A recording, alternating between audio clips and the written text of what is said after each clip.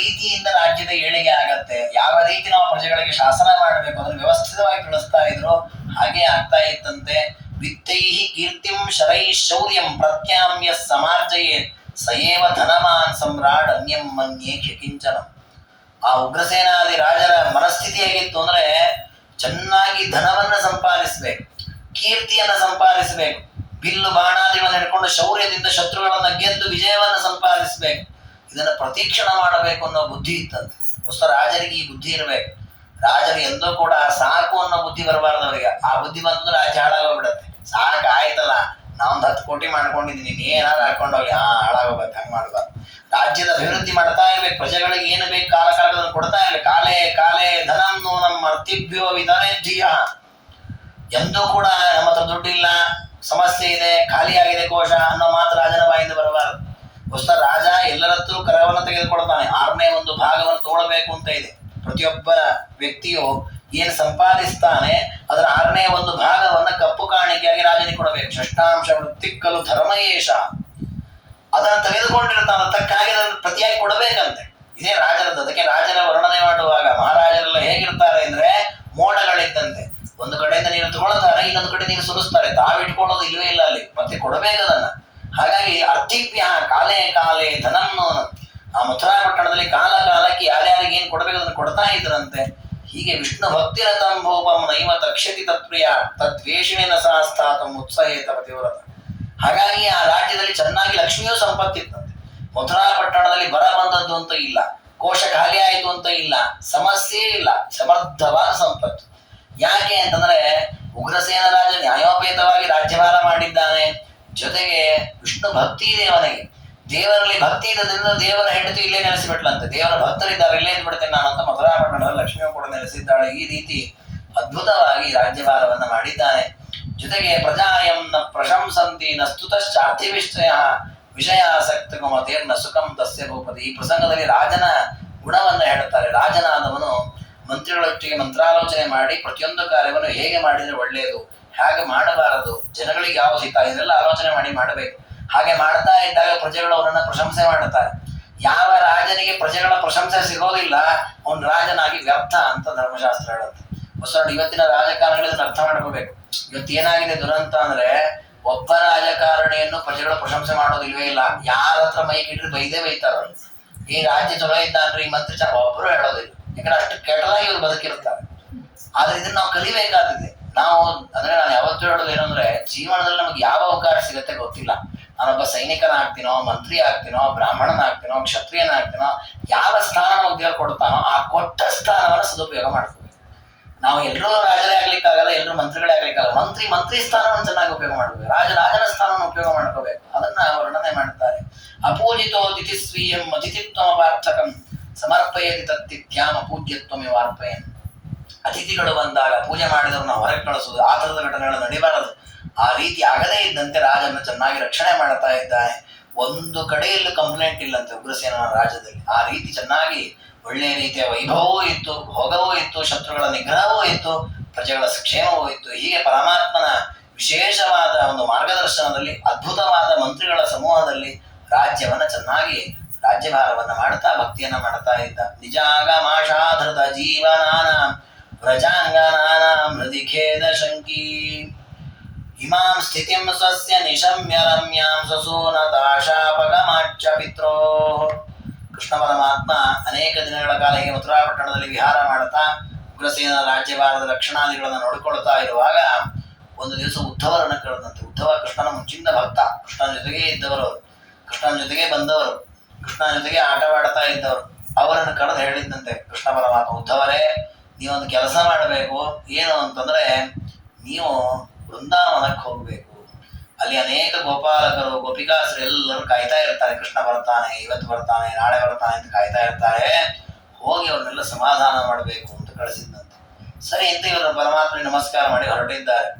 ದೇವರ ಹತ್ರ ಬೇಕಾದಷ್ಟು ಭಕ್ತರಿದ್ರಂತೆ. ಎಲ್ಲರನ್ನ ಬಿಟ್ಟು ಉದ್ಧವರನ್ನೇ ಯಾಕೆ ಕೃಷ್ಣ ಕಳಿಸಿದ ಅಂದ್ರೆ, ಆ ಉದ್ಧವರಿಗೆ ಸ್ವಲ್ಪ ತಲೆಯಲ್ಲಿ ಒಂದು ಸ್ವಲ್ಪ ಅಹಂಕಾರ ಬಂದಿತ್ತಂತೆ. ಕೃಷ್ಣನನ್ನ ನಾನು ಎಷ್ಟು ಭಕ್ತಿ ಮಾಡಿದ್ರೆ ಅಷ್ಟು ಯಾರು ಭಕ್ತಿ ಮಾಡವ, ನಾನು ಬಹಳ ದೊಡ್ಡ ಭಕ್ತ ಅಂತ ಅನಿಸಿತ್ತಂತ ಅವ್ರ ತಲೆಯಲ್ಲಿ ಒಂದು ಸ್ವಲ್ಪ. ಅದೇ ಕೃಷ್ಣ ತೋರಿಸೋಣ, ನನ್ನ ಭಕ್ತರು ಯಾವ್ಯಾವ ರೀತಿ ಇರ್ತಾರೆ ತೋರಿಸೋಣ ಅಂತ ಕಳಿಸಿದ್ನಂತೆ. ಬಂದರಂತ ಬಂದು ನೋಡುತ್ತಾರೆ ಗೋಕುಲದಲ್ಲಿ ಏನಿದೆ ಪ್ರಸಂಗ, ಅದನ್ನು ವರ್ಣನೆ ಮಾಡುತ್ತಾರೆ. ಉಕ್ಷಿಪ್ತ ಪುಚ್ಛ ಮುದಿತಾಲ್ಪ ರವಾಭಿರಾಮಂ ವತ್ಸಂ ಸ್ಮ ಧಾವನ ವಿಲಾಸ ವಿಕಂಪಿತಾಂಗಂ ವೀಕ್ಷಾನುಧಾವನ ಪರಾಧ್ವನಿಗೋ ಸ್ವವರ್ಗಮನ್ವೇತು ಕೃಷ್ಣ ಇತಿ ವಕ್ತಿ ತದೋದ್ಧವಾಯ. ಒಬ್ಬ ಗೋಪಿಕಾಸ್ತ್ರೀ ಗೋಪಾಲಕರಿರುವ ಮನೆಗೆ ಹತ್ರ ಬಂದು ನಡ್ಕೊಂಡ್ ಬರ್ತಾ ಇದ್ದಾರೆ ಉದ್ಧವರು. ಹೋಗುವಾಗ ಅಲ್ಲಿರುವ ಗೋಪಾಲಕರು ಗೋಪಿಕಾಸ್ತ್ರೀರು ಮಾತಾಡ್ತಾರಂತೆ, ಆ ಕರುವನ್ನು ಬಿಡ್ರಿ, ಕರುವನ್ನು ಯಾಕೆ ಕಟ್ಟಿ ಹಾಕಿದಿರಿ, ಕೃಷ್ಣ ಬರ್ತಾನೆ ಈಗ, ಆ ಕರುವನ್ನು ಹಿಡ್ಕೊಂಡು ಎಲ್ಲ ಕಡೆ ಸಂಚಾರ ಮಾಡ್ತಾನೆ ಅಂತ ಹೇಳ್ತಾ ಇದ್ದಾಳಂತೆ. ಅಂದ್ರೆ ಕೃಷ್ಣ ಹೋಗಿದ್ದಾನೆ, ಹೋಗಿ ಎಷ್ಟೋ ದಿನಗಳೇ ಕಳೆದು ಹೋಗಿದೆ. ಆದ್ರೂ ಆ ಗೋಪಾಲಕರು ಗೋಪಿಕಾಸ್ತ್ರೀರ ತಲೆಯಲ್ಲಿ ಏನಂದ್ರೆ ಕೃಷ್ಣ ಈಗ ಮನೆಯಿಂದ ಬರ್ತಾನೆ, ದಿವಸ ಬೆಳಗಾದ ಕೂಡ ಬರ್ತಾನೆ, ನಮ್ಮ ಮನೆಗೆ ಗೋಗಳನ್ನೆಲ್ಲ ಆಟ ಆಡಿಸ್ತಾನೆ, ಹಾಲು ಬೆಣ್ಣೆ ಕದೀತಾನೆ, ಅದೇ ಅವರ ತಲೆಯಲ್ಲಿ ಆಲೋಚನೆ. ಇದನ್ನು ನೋಡ್ತಾ ಇದ್ದಾರೆ ಉದ್ಧವರು, ನೋಡಿ ಆಶ್ಚರ್ಯ ಪಡ್ತಾ ಇದ್ದಾರೆ. ತಾ ಕೃಷ್ಣ ಭುಕ್ತವರ ಭೂಷಣ ವಸ್ತ್ರ ಮಾಲ್ಯಂ ಭೃತ್ಯಂ ನಿರೀಕ್ಷ್ಯ ನಿಜನಾಥ ದಿಯೈವ ಗಾವ ಉನ್ನಮ್ರ ಗಂಧರ ಮುದೀರಿತ ಕರ್ಣ ಯುಗ್ಮಂ ಪಶ್ಯಂತ್ಯ ಉದ್ಧವ ಮನೋಭ್ಯುದಯಂ ವಿತೇನು. ಕೆಲವು ಗೋಪಿಕಾ ಸ್ತ್ರೀಯರು ಮಾಲೆಯನ್ನು ಕಟ್ತಾ ಇದ್ದಾರಂತೆ, ಕೃಷ್ಣ ಬರ್ತಾನೆ ಅವನ ಕೊರಳಿಗೆ ಮಾಲೆ ಹಾಕ್ತೀನಿ ನಾನು. ಇನ್ನು ಕೆಲವರು ಹಾಲು ಕರೆದು ಮಡಿಕೆಯಲ್ಲಿ ತುಂಬಿಡ್ತಾ ಇದ್ದಾರೆ, ಮೇಲಿಡೋಣ ಕೃಷ್ಣ ಕಲ್ಲು ಹೊಡೆದು ಹಾಲು ಚೆಲ್ತಾನೆ ನಮ್ಮ ಮನೆಯಲ್ಲೆಲ್ಲ ಅಂತ. ಇದು ದಿವಸ ಅವ್ರು ಮಾಡ್ತಾರೆ ಪ್ರವೃತ್ತಿ. ಅಂದ್ರೆ ಇವತ್ತೆಲ್ಲ ನಾಳೆ ಬರ್ತಾನೆ ಕೃಷ್ಣ, ಇವತ್ತೆಲ್ಲ ನಾಳೆ ಬರ್ತಾನೆ, ಅಷ್ಟು ಭಕ್ತಿ ಇದೆ ಅಂತ ಅವ್ರಿಗೆ. ಇದನ್ನ ನೋಡಿ ಅವರಿಗೆ ಆಶ್ಚರ್ಯ ಪಟ್ಬಿಟ್ರಂತೆ. ಏನು ಭಕ್ತಿ ನನ್ನದು, ಬಹಳ ಅಲ್ಪ ನಾನು, ಎಷ್ಟು ಭಕ್ತಿ ಮಾಡ್ತಾ ಇದ್ದಾರೆ ಇವರು ಅಂತ ಹೇಳಿ ಕೃಷ್ಣನನ್ನು ಕಳಿಸಿ ಒಳ್ಳೆ ಕೆಲಸ ಮಾಡಿದ ಅಂತ ಮನಸ್ಸಿನಲ್ಲಿ ಅನ್ಕೊಂಡ್ರಂತೆ. ಅನ್ಕೊಂಡು ನಂದಗೋಪನ ಮನೆಗೆ ಹೋಗಿದ್ದಾರೆ. ಕೆಲವರೆಲ್ಲ ಉದ್ಧವರನ್ನು ನೋಡಿ ಕೃಷ್ಣನೇ ಬಂದ ಅನ್ಕೊಂಡ್ರಂತೆ. ಉದ್ಧವರಲ್ಲಿ ಸ್ವಲ್ಪ ಕೃಷ್ಣನ ರೀತಿಯ ಚಿಹ್ನೆಗಳಿತ್ತಂತೆ. ಆ ನಂತರ ಉದ್ಧವರು ಮಾತನಾಡುತ್ತಾರೆ, ನೋಡಿ ಗೋಪಿಕಾಸ್ತ್ರೀಯರೇ, ನೀವೆಲ್ಲರೂ ಬೇಸರ ಮಾಡಿಕೊಳ್ತೀರಿ, ದುಃಖ ಪಡ್ತೀರಿ, ಅದಕ್ಕೆ ನಿಮ್ಮನ್ನು ಸಮಾಧಾನ ಮಾಡಬೇಕು ಅಂತ ಕೃಷ್ಣನನ್ನು ಕಳುಹಿಸಿದ್ದಾನೆ. ನೀವೆಲ್ಲ ಬೇಸರ ಮಾಡ್ಕೋಬಾರದು. ಕೃಷ್ಣ ಅಂಗ್ರಿ ಭಂಗಂ ತಂ ವೀಕ್ಷ್ಯ ಲಜ್ಜಾ ಕ್ಲೇಶವ ಶಂಗತ. ನೀವೆಲ್ಲರೂ ಕೃಷ್ಣನನ್ನ ಸ್ಮರಣೆ ಮಾಡಿ ಕೃಷ್ಣದೇವರು ನಿಮಗೆ ಯಾವತ್ತೂ ಅನುಗ್ರಹ ಮಾಡತಾನೆ ಅಂತ ಹೇಳಿದ್ರಂತೆ. ಉದ್ಧವರ ಮಾತನ್ನು ಅವ್ರು ಯಾರು ಕೇಳಿಕ್ ತಯಾರೇ ಇಲ್ಲ. ಅವರಂದ್ರಂತೆ, ಮಧುಪ ಚರಸಿ ಅಸ್ಮಾದ್ ಅಗ್ರೆ ತ್ವಮಗ್ರ ದ್ವಿರದವರದ ಮೂರ್ಧ ಆರೋಹ ಯೋಗ್ಯೋಸಿ ನೂನಂ. ಭಾಗವತದಲ್ಲಿ ಭ್ರಮರ ಗೀತೆ ಅಂತ ಒಂದು ಗೀತೆ ಇದೆ. ಆ ಭ್ರಮರ ಗೀತೆ ಎನ್ನುವ ಗೀತೆ ಏನಿದೆ ಅದಿಡೀ ಉದ್ಧವರಿಗೆ ಗೋಪಿಕಾಸ್ತ್ರೀಯರು ಹೇಳಿದ ಮಾತು. ಒಂದು 10 ಶ್ಲೋಕಗಳಲ್ಲಿ ಏನ್ ಹೇಳ್ತಾರೆ ಅವರು ಅಂದ್ರೆ, ಉದ್ಧವ, ನಿನ್ನನ್ನ ನಾವು ನೋಡಿ ಮಾತನಾಡುವಷ್ಟು ನಮ್ಮ ಮನಸ್ಥಿತಿ ಇಲ್ಲ. ನಾವೊಂದು ದುಂಬಿಗೆ ಏನ್ ಹೇಳ್ತೇವೆ ಅದು ನಿನಗೂ ಅರ್ಥ ಅನ್ವಯಿಸ್ಕೊ ಅಂತೇಳಿ ದುಂಬಿಗೆ ಹೇಳ್ತಾರ ಅವ್ರು. ನೀನ್ ನಮಗ್ ಬಿಟ್ಟಿ ಉಪದೇಶ ಕೊಡ್ಲಿಕ್ಕೆ ಬರಬೇಡ, ನಮ್ಮ ಕಷ್ಟ ಏನಂತ ನಮಗ್ ಗೊತ್ತು, ಕೃಷ್ಣನನ್ನೇ ಕರ್ಕೊಂಬ, ನೀನ್ ಹೋಗು ಅಂತ ಬೈದು ಕಳಿಸ್ತಾರೆ. ಅದು ಉದ್ಧವರದಷ್ಟು ಕೇಳಿಸ್ಕೊಂಡು ಆಮೇಲೆ ಹೇಳ್ತಾರೆ, ಇಲ್ಲ ಹಾಗೆಲ್ಲ ಆಗಲ್ಲ, ಕೃಷ್ಣನ ಸಂಕಲ್ಪ ಏನಿದೆ ಅದನ್ನು ಯಾರು ವ್ಯತ್ಯಾಸ ಮಾಡ್ಲಿಕ್ಕೆ ಆಗಲ್ಲ. ನಿಮಗೆ ಕೃಷ್ಣನ ಮೇಲೆ ಭಕ್ತಿ ಪ್ರೀತಿ ಇದೆ ನಿಜ, ಆದ್ರೆ ಕೃಷ್ಣನನ್ನು ನೀವೇನ್ ತಿಳ್ಕೊಂಡಿದ್ದೀರಿ ಅಂದ್ರೆ ನಿಮ್ಮ ಜೊತೆಗಿರೋ ಒಬ್ಬ ಮಿತ್ರ ಅಂತ ಅಷ್ಟೇ ತಿಳ್ಕೊಂಡಿದ್ದೀರಿ. ಸತ್ಯ, ನಮ್ಮ ಜೊತೆಗಿರೋ ಮಿತ್ರ ಹೌದೇ ಕೃಷ್ಣ, ಆದ್ರೆ ಜಗತ್ತಿನ ಸ್ವಾಮಿ, 14 ಲೋಕದ ಒಡೆಯ, ಲಕ್ಷ್ಮೀಪತಿ. ಜಗತ್ತಲ್ಲಿ ಯಾವ ಕಾಲಕ್ಕೆ ಎಲ್ಲಿ ಯಾರು ಹೇಗಿರಬೇಕು, ಏನು ಮಾಡಬೇಕು ಅನ್ನೋದು ಎಲ್ಲವನ್ನ ಇಚ್ಛೆಯಿಂದ ನಡೀತಾ ಇದೆ. ಅಂತಹ ಪರಮಾತ್ಮ ಭೂಭಾರ ಹರಣಕ್ಕಾಗಿ ಭೂಮಿಗೆ ಬಂದಿದ್ದಾನೆ. ಅನೇಕ ದುಷ್ಟರ ಸಂಹಾರ ಮಾಡಬೇಕಿತ್ತು, ಇಲ್ಲಿದ್ದು ಮಾಡಿದ. ಈಗಲೇ ಕಂಸಾರಿಗಳನ್ನ ಮಾಡಿದ, ಇನ್ನೂ ಅನೇಕ ದುಷ್ಟರನ್ನ ಪಾಂಡವರ ಮೂಲಕ ಸಂಹಾರ ಮಾಡಿಸೋದಿದೆ. ಹಾಗೆ ಪರಮಾತ್ಮನ ಕಾರ್ಯಗಳು ವಿಚಿತ್ರ. ಅದನ್ನ ನೋಡಿ ನಾವು ಸಂತೋಷ ಪಡಬೇಕು, ಅದರಲ್ಲಿ ನಮಗೊಂದು ಅವಕಾಶ ಸಿಗ್ಲಿ ಅಂತ ನಿರೀಕ್ಷೆ ಮಾಡಬೇಕೇ ವಿನ ಕೃಷ್ಣ ನೀನು ಇಲ್ಲೇ ಇರೋ ಅಲ್ಲಿ ಹೋಗೋದ್ರ ಆರ್ಡರ್ ಮಾಡೋ ಅಧಿಕಾರ ನಮಗಿಲ್ಲ. ಅವನು ಸರ್ವಸ್ವಾಮಿ ಇದ್ದಾನೆ. ಭಕ್ತಿಯನ್ನ ಮಾಡಿ ಅವನ ಮಹಿಮೆಯನ್ನ ತಿಳ್ಕೊಳ್ಳಿ, ಆಕರ್ಷಣೆ ಬೇಡ ಅಂತಾರೆ ಉದ್ಧವರು. ದೇವರದನ್ನೆಲ್ಲ ಉಪದೇಶ ಮಾಡಿ ಕಳಿಸಿರುತ್ತಾನೆ. ಅವನು ನಾರಾಯಣ, ನೀವು ಮೊದಲು ಅದನ್ನು ಸರಿಯಾಗಿ ತಿಳ್ಕೊಳ್ಳಿ. ನೀವು ಅದನ್ನು ತಿಳ್ಕೊಂಡೇ ಇಲ್ಲ.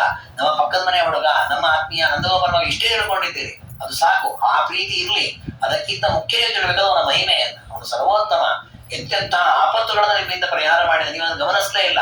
ಪೂತನಿಯ ಸಂಹಾರ ಇರ್ಬೋದು, ತೃಣಾವರ್ತ ಸಂಹಾರ ಇರ್ಬೋದು, ಏನೋ ನಡೆದೋಯ್ತು, ಇನ್ಸಿಡೆಂಟ್ ನಡೆದಾಗ ನಡೀತು ನೀವು ಅನ್ಕೊಂಡಿದ್ದೀರಿ. ಸುಮ್ಮನೆ ನಡೆದದ್ದಲ್ಲ ಅವೆಲ್ಲ. ದೇವರು ತಾನೇ ಸಂಕಲ್ಪ ಮಾಡಿ ಆ ದುಷ್ಟರ ಸಂಹಾರವನ್ನ ಮಾಡಿದ್ದಾನೆ. ಇದನ್ನು ಸರಿಯಾಗಿ ತಿಳಿದುಕೊಳ್ಳಿ, ಆಗ ನಿಮ್ಮನ್ನು ಖಂಡಿತವಾಗಿಯೂ ಕೃಷ್ಣ ಪರಮಾತ್ಮ ಉದ್ಧಾರ ಮಾಡುತ್ತಾನೆ. ಆ ಧ್ಯಾನ ನಿಮ್ಮಲ್ಲಿ ಇರಲಿ ಎಂದು ಉಪದೇಶ ಮಾಡಿ ಅವರು ಹೊರಡುತ್ತಾರೆ. ಹೊರಟು ಬಂದು ಕೃಷ್ಣನಾಥ ನಮಸ್ಕಾರ ಮಾಡಿ ಹೇಳಿದ್ರೆ, ಕೃಷ್ಣ ನೀನು ಹೇಳಿದಂತೆ ನಾವು ಅವ್ರಿಗೆ ಹೇಳಿದಪ್ಪ, ಎಂತೆಂಥ ಭಕ್ತರಿದ್ದಾರೆ ನಿನ್ನ ಭಕ್ತರು ಅಂತ ಹೇಳಿ ಕೃಷ್ಣ ನಮಸ್ಕಾರ ಮಾಡ್ತಾರೆ ಉದ್ಧವರು. ಅದಾದ ಮೇಲೆ ಕೃಷ್ಣ ಪರಮಾತ್ಮ ಉತ್ತರಾಪಟ್ಟಣದಲ್ಲಿರುವಾಗ ಒಂದು ಬಾರಿ ಜರಾಸಂಧ ಯುದ್ಧಕ್ಕೆ ಬರ್ತಾನೆ ಕೃಷ್ಣನ ಮೇಲೆ. ಯಾಕೆ ಅವನು ಯುದ್ಧಕ್ಕೆ ಬಂದ ಅಂತಂದ್ರೆ, ಈ ಕಂಸನನ್ನು ಸಂಹಾರ ಮಾಡಿದ್ಕೂಲ ಅವನ ಹೆಂಡತಿಯರು ಇಬ್ಬರು ಇದ್ರು, ಅಸ್ಥಿ ಪ್ರಾಸ್ತಿ ಅಂತ ಇಬ್ರು ಹೆಂಡತಿಯರು ಅವನಿಗೆ. ಅವ್ರು ಹೋದ್ರಂತೆ ಜರಾಸಂಧನ ಹತ್ರ. ಹೋಗಿ ಜರಾಸಂಧ ಅಂತ ಅಳ್ಳಿಕ್ ಶುರು ಮಾಡಿದ್ರು ಅವ್ರು. ಯಾಕೆ ಅವರು ಜರಾಸಂಧನ ಹತ್ರ ಹೋದ್ರು ಅಂದ್ರೆ, ಅವ್ರು ಜರಾಸಂಧನ ಮಕ್ಕಳು ಅವರಿಬ್ರು, ಅಸ್ಥಿ ಪ್ರಾಸ್ತಿ ಅನ್ನೋ ಹೆಣ್ಮಕ್ಳು. ಆ ಇಬ್ರು ಹೆಣ್ಮಕ್ಕಳನ್ನ ಜರಾಸಂಧ ವಿಚಾರ ಮಾಡಿದಂತೆ ಯಾರಿಗೆ ಮದುವೆ ಮಾಡಿ ಕೊಡೋದು ಅಂತ. ಯಾಕಂದ್ರೆ ಆಗಿನ ಕಾಲದಲ್ಲಿ ಜರಾಸಂಧನಿಗೆ ಸಮಾನ ಬಲರು ಯಾರೂ ಇರಲೇ ಇಲ್ಲ. ಅವ್ನು ನೋಡಿ ನೋಡಿ ನೋಡಿ ಕಡೆಗೆ ವಿಚಾರ ಮಾಡಿದ, ನನಗೆ ಸಮಾನರಾಗಿ ಬಲಾದಿಗಳು ಉಳ್ಳವರು ಯಾರು ಈ ಶ್ಲೋಕದಲ್ಲಿ ಸಿಗಲ್ಲ. ಕೊನೆ ಪಕ್ಷ ನಾನು ಎಷ್ಟು ವಿಷ್ಣು ದ್ವೇಷ ಮಾಡಿದ್ರೆ ಅಷ್ಟು ವಿಷ್ಣು ದ್ವೇಷ ಮಾಡೋರಾದ್ರೂ ಸಿಗ್ಲಿ ಅಂತ ವಿಚಾರ ಮಾಡಿದ್ದು. ಆಗ ಈ ಕಂಸ ಕಾಣಿಸಿದ್ದಂತ, ನನ್ನಷ್ಟು ಬಲ ಇಲ್ಲದೆ ಇದ್ರೂ ತೊಂದರೆ ಇಲ್ಲ, ನೀನು ವಿಷ್ಣು ದ್ವೇಷ ಮಾಡ್ತೀರಾ, ಅದೇ ನನ್ನ ಮಗಳನ್ನು ಕೊಡ್ತೀನಿ ಅದೇ ಮಾಡಿದ್ದಂತ. ಅದರ ಫಲವಾಗಿ ಅವನೇ ಸತ್ತೋಗ್ಬಿಟ್ನಲ್ಲ, ಅದಕ್ಕೆ ಇಬ್ಬರು ಬಂದದ್ರು. ಅದಕ್ಕೆ ಅವನು ಹೌದಾ ಸರಿ ಆಗ ನಾನು ಮಾಡ್ತೀನಿ ತಡಿ ಅಂತ ಹೇಳಿ ಆ ಕೃಷ್ಣನನ್ನು ಕೊಲ್ತೇನೆ ಅಂತ ವಿಚಾರ ಮಾಡಿದ. ಜರಾಸಂಧ ಎದ್ದ, ನಾರದರು ಬಂದಿದ್ದಂತೆ ನಾರದನ್ನು ಕೇಳಿದ ಜರಾಸಂಧ, ನಾರದರೇ ಕೃಷ್ಣನಂತೂ ಬಹಳ ಆಗಿದೆ ಉಪಟಳ, ಅವನನ್ನು ಕೊಲ್ಲಬೇಕು ನಾನೀಗ, ಅದಕ್ಕೆ ನೀವು ನನಗೆ ಮಥುರಾ ಪಟ್ಟಣೆಯಲ್ಲಿದೆ ಅಂತ ಹೇಳಿ ನನ್ನ ಹತ್ರ ಒಂದು ಗದೆ ಇದೆ, ಇದು ಶತಗ್ನಿ ಅಂತ ಅದರ ಹೆಸರು. ಅಂದ್ರೆ 100 ಜನರನ್ನು ಒಂದೇ ಗದೆಯಿಂದ ಕೊಂದು ಬಿಡ್ಬೋದು, ಅಷ್ಟು ಬಲಶಾಲಿಯಾದ ಗದೆ ಇದು. ನೀವು ಅದಕ್ಕೆ ಕೃಷ್ಣ ಎಲ್ಲಿದ್ದಾನೆ ಅಂತ ಹೇಳಿಬಿಡಿ, ಅವನು ಕರೆಕ್ಟ್ ಜಾಗ ತೋರಿಸ್ಬಿಡಿ ನಂಗೆ, ನಾನು ಈ ಗದೆಯನ್ನು ಬಿಸಾಡ್ತೀನಿ ಸತ್ಯ ಹೋಗ್ಬಿಡ್ತಾನೆ ಒಂದೇ ಇಟ್ಟಿಗೆ ಅಂತ. ನಾರದನ ಅಷ್ಟೇ ಹೇಳ್ತೀನಿ, 100 ಯೋಜನ ಅಂದ್ರಂತ. 100 ಯೋಜನಕ್ಕೆ ಹೋಗು, ಅಲ್ಲಿದ್ದಾನೆ ಕೃಷ್ಣ, ಹೊಡೆದೇ ಬಿಡೋದು. ಅಷ್ಟು ದೂರ ನಾನೇ ನಡ್ಕೊಂಡು ಹೋಗ್ಲಿ ಅಂತ ನಾವು ಇಲ್ಲಿಂದಾನೇ ಬಿಸಾಕ್ತೀನಿ, ಸತ್ತು ಹೋಗ್ಲಿ ಕೃಷ್ಣ ಅಂತ ಹೇಳಿ 100 ಯೋಜನ ಸರಿಯಾಗಿ ಬಿಸಾಕಿದ್ದಂತ ಗದೆ. ಅದು ಹೋಗಿ ಅವರ ಅಮ್ಮನ ಮನೆ ಇತ್ತಂತ, ಜರ ಅನ್ನೋ ಮನೆ, ಅವ್ರ ಮನೆ ಧವಕ್ಕ ಬಿತ್ತಂತ, ಅವ್ರ ಅಮ್ಮ ಸತ್ತು ಹೋಗ್ಲಿ. ಯಾಕೆ ಹೀಗಾಯ್ತು ಅಂದ್ರೆ ಮಥುರಾ ಪಟ್ಟಣದಿಂದ 1 ಯೋಜನದ ಹಿಂದೆ ಜರ ಅನ್ನೋಳ ಮನೆ ಇತ್ತಂತೆ. ಅದೇ ಜರಾಸಂಧನ ಜಾಗದಿಂದ ಮಥುರಾ ಪಟ್ಟಣಕ್ಕೆ 101 ಯೋಜನ ದೂರ ಇದೆ. ಅವ್ರು ಹೇಳೋ ಮುಂದೆ 100 ಯೋಜನ ಅಂದ್ಬಿಟ್ರು. ನಾಳೆ ಚಮತ್ಕಾರ ಮಾಡಿ, ಅಂದ್ರೆ 1 ಅಧಿಕ ಅಂತ ಬಾಯ್ಬಿಟ್ಟು ಹೇಳಿಲ್ಲ ಅವರು. 100 ಅಂದ್ರೆ 100 ಆಗತ್ತೆ, 101 ಆಗತ್ತೆ. ಆ ರೀತಿ ಚಮತ್ಕಾರ. ಇವನು ಹುಚ್ಚ, ಇವನು ವಿವೇಕವೇ ಇಲ್ಲ ಜರಾಸಂಧ, ಬರೀ ದ್ವೇಷ. ಅದು ಅವನ ತಾಯಿಯನ್ನೇ ನಾಶ ಮಾಡಿದ್ದು. ಹೀಗೆ ಅದು ಇನ್ನಷ್ಟು ಸಿಟ್ಟು ಬಂದ್ಬಿಡ್ತು. ಮೊದಲೇ ಸಿಟ್ಟಿತ್ತು ಕೃಷ್ಣನ ಮೇಲೆ, ತಾಯಿಯನ್ನು ಕಳ್ಕೊಂಡ, ಗದೆಯೂ ಹೋಯ್ತಲ್ಲ, ಅದು ದೇವರು ಕೊಟ್ಟ ಗದೆ, ದೇವತೆಗಳು ಕೊಟ್ಟ ಗದೆ. ಸಿಟ್ಟು ಬಂದು ತಾನೇ ಯುದ್ಧಕ್ಕೆ ಹೋದ. 22 ಅಕ್ಷೋಹಿಣಿ ಸೈನ್ಯವನ್ನು ಕರ್ಕೊಂಡು ಅವರಿವರು ರಾಜನೆಲ್ಲ ಹೆದರಿಸಿ, ನನ್ನ ಜೊತೆ ಬರಬೇಕು ಯುದ್ಧಕ್ಕೆ, ನಿಮ್ಮನ್ನು ಕೊಂದೇ ಬಿಡ್ತೀನಿ ಅಂತ ಎಲ್ಲರನ್ನು ಹೆದರಿಸಿ ಕರ್ಕೊಂಡು ಹೋದ್ರು.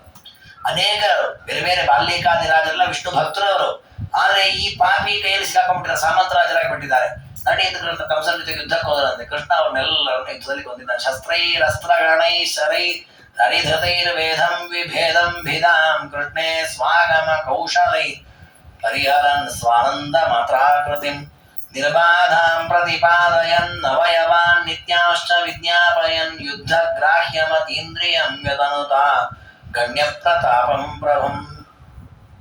ರಾಜರು ಹೇಳ್ತಾರೆ, ಕೃಷ್ಣ ಪರಮಾತ್ಮ ಅವ್ರ ಬಾಣಗಳನ್ನು ಬಿಟ್ಟು ತಿರುಗಿಸಿ ಕೃಷ್ಣನ ಬಾಣವನ್ನು ಬಿಡುತ್ತಿದ್ದಂತೆ. ಆ ಜರಾಸಂಧನ ಸೈನ್ಯದಿಂದ ಏನೇನು ಆಕ್ಷೇಪ ಅಂದ್ರೆ ಏನೇನು ಆಕ್ರಮಣ ನಡೆಯುತ್ತೆ ಅದೆಲ್ಲದಕ್ಕೂ ಪರಿಹಾರವನ್ನು ಕೊಟ್ಟಿದ್ದಾನೆ. ತಾನು ದೊಡ್ಡ ಸೈನ್ಯವನ್ನು ಕಟ್ಟಿಕೊಂಡು ಇವರು ಸಾತ್ವಿಕಿ ಮೊದಲಾದವನ್ನೆಲ್ಲ ಮುಂದೆ ಮಾಡಿಕೊಂಡು ಸೇನಾಗ್ರಗಣ್ಯರನ್ನು ಮಾಡಿಕೊಂಡು ಯುದ್ಧವನ್ನ ಮಾಡ್ತಾ ಇದ್ದಾನೆ. ಆ ಯುದ್ಧವನ್ನ ಮಾಡುವಾಗಲೂ ಕೃಷ್ಣ ಪರಮಾತ್ಮ ಪಂಚಭೇದಗಳನ್ನು ಸಮರ್ಥನೆ ಮಾಡಿದಂತೆ. ರಾಜರು ನೋಡಿ ಆ ಒಂದು ಯುದ್ಧದ ವರ್ಣನೆಯಲ್ಲೂ ಸಿದ್ಧಾಂತದ ಚಿಂತನೆಯನ್ನ ಮಾಡುತ್ತಾರೆ. ಶಸ್ತ್ರಾಸ್ತ್ರ ಪ್ರಕಾರೇಶು ಶಾರ್ಗಧರತೋ ಭೇದಂ ದ್ವಿಪಾಶ್ವದ್ವಿಪದ್ವರ್ಗೇಶ್ವಾತ್ತಶರಾಸನಾನ್ಮುರವಿಧೋ ನಿರ್ಭಿನ್ನ ಗಾತ್ರೇಷು ಚ ಮೃತ್ಯೋರ್ಲೋಕಮಿತೇಷು ತಂ ಸ್ವಜನತಃ ಕಾಯಾನ್ಮಿತಃ ಖಂಡಿತೆ ಹಸ್ತಾದೌ ಯುಧಿ ಸಾಧಯನ್ ಸವಿಧದೆ ವ್ಯಕ್ತಂ ಭಿದಾಂ ಪಂಚಕಂ. ಬಾಣಗಳನ್ನ ಬಿಡ್ತಾ ಇದ್ದ ಪರಮಾತ್ಮ. ಆ ಬಾಣಗಳು ಹೋಗಿ ಚುಚ್ತಾ ಇತ್ತು. ಚುಚ್ಚಿದ್ಗಳು ಅವರು ಸತ್ತು ಹೋಗ್ತಿದ್ರು, ಅವರ ಆತ್ಮ ಎಲ್ಲ ಯಾವಲೋಕಕ್ಕೆ ಹೋಗ್ತಿತ್ತು. ನೋಡಿ, ಬಾಣಗಳು ಬೇರೆ ಬೇರೆ ಬಾಣಗಳಿತ್ತ, ಅಲ್ಲಿಗೆ ಜಡ ಪದಾರ್ಥಗಳಲ್ಲಿ ಭೇದ. ಆ ದೇಹವನ್ನು ಬಿಟ್ಟು ಆತ್ಮ ಯಾವಲೋಕಕ್ಕೆ ಹೋಯ್ತು ಅಂದ್ರೆ ಜೀವ ಜಡಕ್ಕೆ ಭೇದ. ಅದು ಒಬ್ಬರೋದತ್ತ ಅನೇಕ ಜೀವಗಳು ಹೋಗಿವೆ, ಆ ಜೀವಗಳಲ್ಲಿ ಭೇದ. ಈ ಎಲ್ಲ ಜೀವ ಜಡಗಳಿಗೂ ತನಗೋದು, ಯಾಕೆ ಪರಮಾತ್ಮ ಬೇರೆ ಕಡೆ ನಿಂತು ಯುದ್ಧ ಮಾಡ್ತಾ ಇದ್ದಾನೆ. ಹೀಗೆ ಪಂಚಭೇದಗಳನ್ನು ಆ ಯುದ್ಧದಲ್ಲಿ ದೇವರು ತೋರಿಸಿದ್ದಾನೆ. ಅಂದ್ರೆ ಅದಕ್ಕೆ ಅವ್ರು ಹೇಳ್ತಾರೆ, ಆ ಕೃಷ್ಣ ಪರಮಾತ್ಮನ ಸೇನೆಯಲ್ಲಿ ಇದ್ದವರೆಲ್ಲ ಹೇಗಿದ್ರು ಅಂದ್ರೆ ಮಧ್ವಾಚಾರ್ಯ ಶಿಷ್ಯರಿದ್ರಂತೆ ಇದ್ರಂತವ್ರು. ಅಂದ್ರೆ ಈ ಪಂಚಭೇದವನ್ನು ಸಮರ್ಥನೆ ಮಾಡ್ತಾ ಕೃಷ್ಣನ ಆರಾಧನೆ ಮಾಡ್ತಾ ದುಷ್ಟರನ್ನ ಸಂಹಾರ ಮಾಡಿದ್ದಾರೆ. ಹೀಗೆ ಕೃಷ್ಣ ಪರಮಾತ್ಮ ಆ ದುಷ್ಟರನ್ನ ಸಂಹಾರ ಮಾಡಿದ. ಚಕ್ರರು ಹೆಕಂಡಾರ್ಥಮ ವಿದ್ಯಮಾನಂ. ಎಷ್ಟು ಘೋರವಾಗಿ ಯುದ್ಧ ಆಯಿತು ಅಂದ್ರೆ ಆಕಾಶದಲ್ಲಿ ಬೇರೆ ಶಬ್ದವೇ, ಬರೀ ಯುದ್ಧದ್ದೇ ಶಬ್ದ. ಆ ರೀತಿಯಲ್ಲಿ ಚಮತ್ಕಾರವಾಗಿ ಪರಮಾತ್ಮ ಯುದ್ಧವನ್ನ ಮಾಡಿ ಜರಾಸಂಧನನ್ನು ಸೋಲಿಸಿದ್ದಾನೆ. ಆನಂತರ ಪರಮಾತ್ಮ ವಿಚಾರ ಮಾಡಿದ, ಇನ್ನು ಈ ಜರಾಸಂಧನ ಪಟಳ ಜೋರಾಗ್ತಾ ಇದೆ. 1 ಬಾರಿ ಅಲ್ಲ, 2 ಬಾರಿ 3 ಬಾರಿ ಅನೇಕ ಬಾರಿ ಯುದ್ಧಕ್ಕೆ ಬರ್ತಾ ಇದ್ದಾನೆ. ನನ್ನ ಜನಗಳಿಗೆ ತೊಂದರೆ ಆಗೋದು ಬೇಡ ಅಂತ ವಿಚಾರ ಮಾಡಿ ಪರಮಾತ್ಮ ತಾನು ವಿಶ್ವಕರ್ಮರನ್ನ ಕರೆದು ಆದೇಶ ಮಾಡಿದ್ದಂತೆ. ಏನು ಅಂತಂದ್ರೆ, ನೀವು ಸಮುದ್ರದ ಮಧ್ಯದಲ್ಲಿ ಒಂದು ದೊಡ್ಡದಾದ ಮಂದಿರವನ್ನು ನಿರ್ಮಾಣ ಮಾಡಬೇಕು ಅಂತ ಹೇಳಿದ್ನು. ವಿಜಿತ್ಯ ಬಾಲಭದ್ರದ ಮುಗ್ರಸೇನಂ ಪುರಂ ಹಿರಣ್ಯ ಮಲರತ್ನ ಚಿತ್ರಮರಿಂದ ಮೋಚೀಕರದಬ್ಧಿ ಮಧ್ಯೆ. ವಿಶ್ವಕರ್ಮರಿಗೆ ಹೇಳಿದ, ನೀವು ಸಮುದ್ರದ ಮಧ್ಯದಲ್ಲಿ, ಯಾಕೆ ನಮ್ದು ವಿಲಕ್ಷಣವಾಗ್ಬೇಕು, ನಾವೆಲ್ಲ ಮನೆ ಕಟ್ಬೇಕಾದ್ರೆ ಆಲೋಚನೆ ಮಾಡ್ತೀವಿ, ಅಕ್ಕ ಪಕ್ಕ ಮೇಲೆ ಕೆಳಗೆ ಅವ್ರು ಯಾರ ಮನೆಯೂ ಹೇಗಿರ್ಬಾರ್ದು, ಚಂದ ಕಟ್ಟಬೇಕು ನಾವು ಮನೆಯನ್ನ ಅಂತ. ಅದ್ರ ಕಡೆಗೆ ಎಲ್ಲರಿಗಿಂತ ಅಬದ್ಧ ಆಗಿಬಿಟ್ಟಿರತ್ತೆ ನಮ್ಮ ಮನೆ. ಅದ್ರ ಕೃಷ್ಣಂದು ವಿಚಿತ್ರ, ಯಾರು ಮಾಡ್ಲಿಕ್ಕಾಗದಿರೋ ಮನೆ ಕಟ್ಟಿದ ಅವನು. ಸಮುದ್ರ ಮಧ್ಯದಲ್ಲಿ ಕಟ್ಟಿದ ಮನೆ. ಆ ಮನೆಗೆ ಬಂಗಾರ ಮತ್ತೆ ಇನ್ನೇನು ಹಿರಣ್ಯ ರತ್ನ ಇವುಗಳಿಂದಲೇ ಅದರಲ್ಲಿರೋ ಎಲ್ಲ ಪದಾರ್ಥಗಳು, ಗೋಡೆ ಇರ್ಬೋದು, ಮೇಲಿನ ಮಾಡಿರ್ಬೋದು, ಎಲ್ಲ ಬಂಗಾರ ರತ್ನಗಳಂತೆ. ಅಂಥ ಅದ್ಭುತವಾದ ಮನೆಯನ್ನು ಸಮುದ್ರ ಮಧ್ಯದಲ್ಲಿ ಕಟ್ಟಿದ್ದಾನೆ. ನಿಜಾನ ಕ್ಷಣೇನ ಪರಿಮೇಯ ಶಕ್ತಿ. ಮನೆ ಕಟ್ಟಿದ್ದೊಂದು ಅದ್ಭುತ ಸಮುದ್ರ ಮಧ್ಯದಲ್ಲಿ. ಇನ್ನೊಂದು ಅದ್ಭುತ ಏನು ಅಂದ್ರೆ, ಮಥುರಾ ಪಟ್ಟಣದಲ್ಲಿ ಇದನ್ನಲ್ಲಿ ಕರ್ಕೊಂಡು ಹೋಗ್ಬೇಕಲ್ಲ, ಸಮುದ್ರದ ಮಧ್ಯೆ ಕರ್ಕೊಂಡು ಹೋಗ್ಬೇಕು ಅವ್ರನ್ನ. ಹೇಗೆ ಕರ್ಕೊಂಡು ಹೋಗೋದು ವಿಚಾರ ಇಲ್ಲೇ ಇಲ್ಲ. ರಾತ್ರಿ ಮಲ್ಕೊಂಡಿದ್ದಂತ ಇವರೆಲ್ಲ ಮಥುರಾ ಪಟ್ಟಣದಲ್ಲಿ, ಬೆಳಗ್ಗೆ ಎದ್ದು ದ್ವಾರಕದಲ್ಲೇ ಎದ್ದಿದ್ದವರು. ಅಂದ್ರೆ ಒಂದು ಕ್ಷಣದಲ್ಲಿ ಇದನ್ನಲ್ಲಿ ಕರ್ಕೊಂಡು ಹೋಗಿದ್ದಾನೆ ದೇವರು.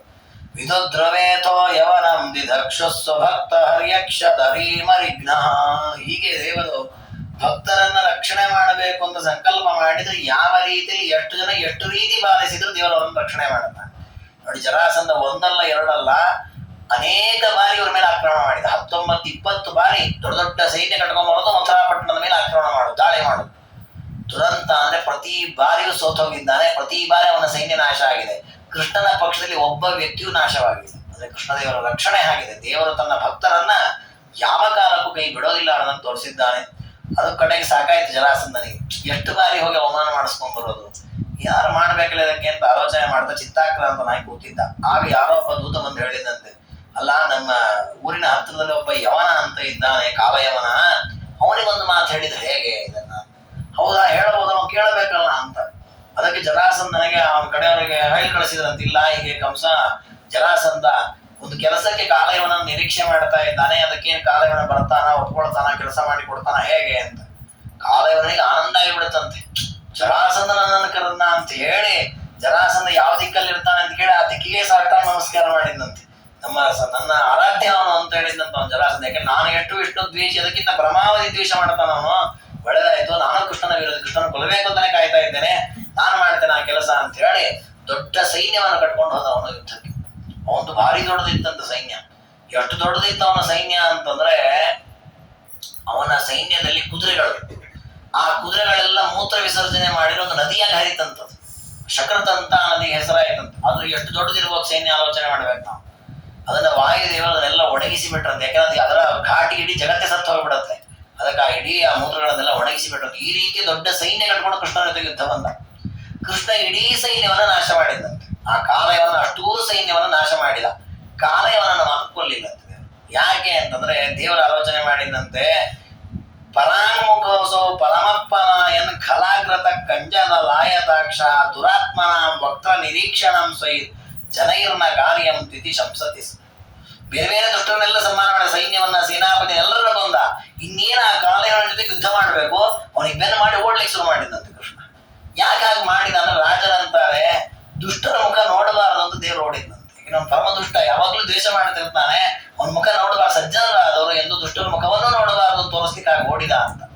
ಆದ್ರೆ ದೇವರ ಉದ್ದೇಶ ಇದ್ದಂತೆ ಏನು ಅಂತಂದ್ರೆ, ಇವನ ನಿಮಿತ್ತದಿಂದ ಅಲ್ಲೊಬ್ಬ ಮಲಗಿಬಿಟ್ಟಿದ್ದಾನೆ ಭಕ್ತ, ಅವನನ್ನು ಎಬ್ಬಸ್ಬೇಕಾಗಿತ್ತು. ಘೋರಾಗಿ ಮಲಗಿದ್ದಾನೆ, ಮುಚುಕುಂದ ರಾಜ ಮಲಗಿದ್ದಂತೆ.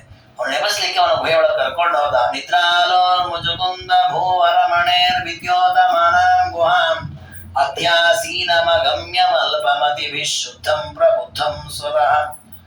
ಅದು ಮುಚುಕುಂದ ರಾಜರು ಒಂದು ಬಾರಿ ದೇವತೆಗಳ ಜೊತೆ ಯುದ್ಧಕ್ಕೆ ಹೋಗಿದ್ದಾರಂತೆ, ದೈತ್ಯರ ಜೊತೆ ಯುದ್ಧ ಮಾಡ್ಲಿಕ್ಕೆ ಅಂತ.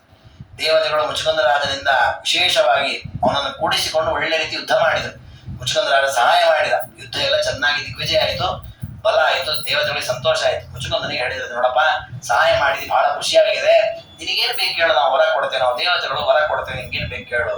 ಅವ್ರದ್ದೇನು ನಿರೀಕ್ಷೆ, ಅವನೊಂದಿಷ್ಟು ಆಯುಷ್ಯ ಕೇಳಬಹುದು, ಅಥವಾ ಬಂಗಾರ ಕೇಳಬಹುದು, ಅಥವಾ ಸ್ವರ್ಗದಲ್ಲಿ ಒಂದಿಷ್ಟು ದಿವಸ ವಾಸ ಮಾಡ್ತೀನಿ ನಾನು ಕೇಳಬಹುದು ಅನ್ಕೊಂಡ್ರು.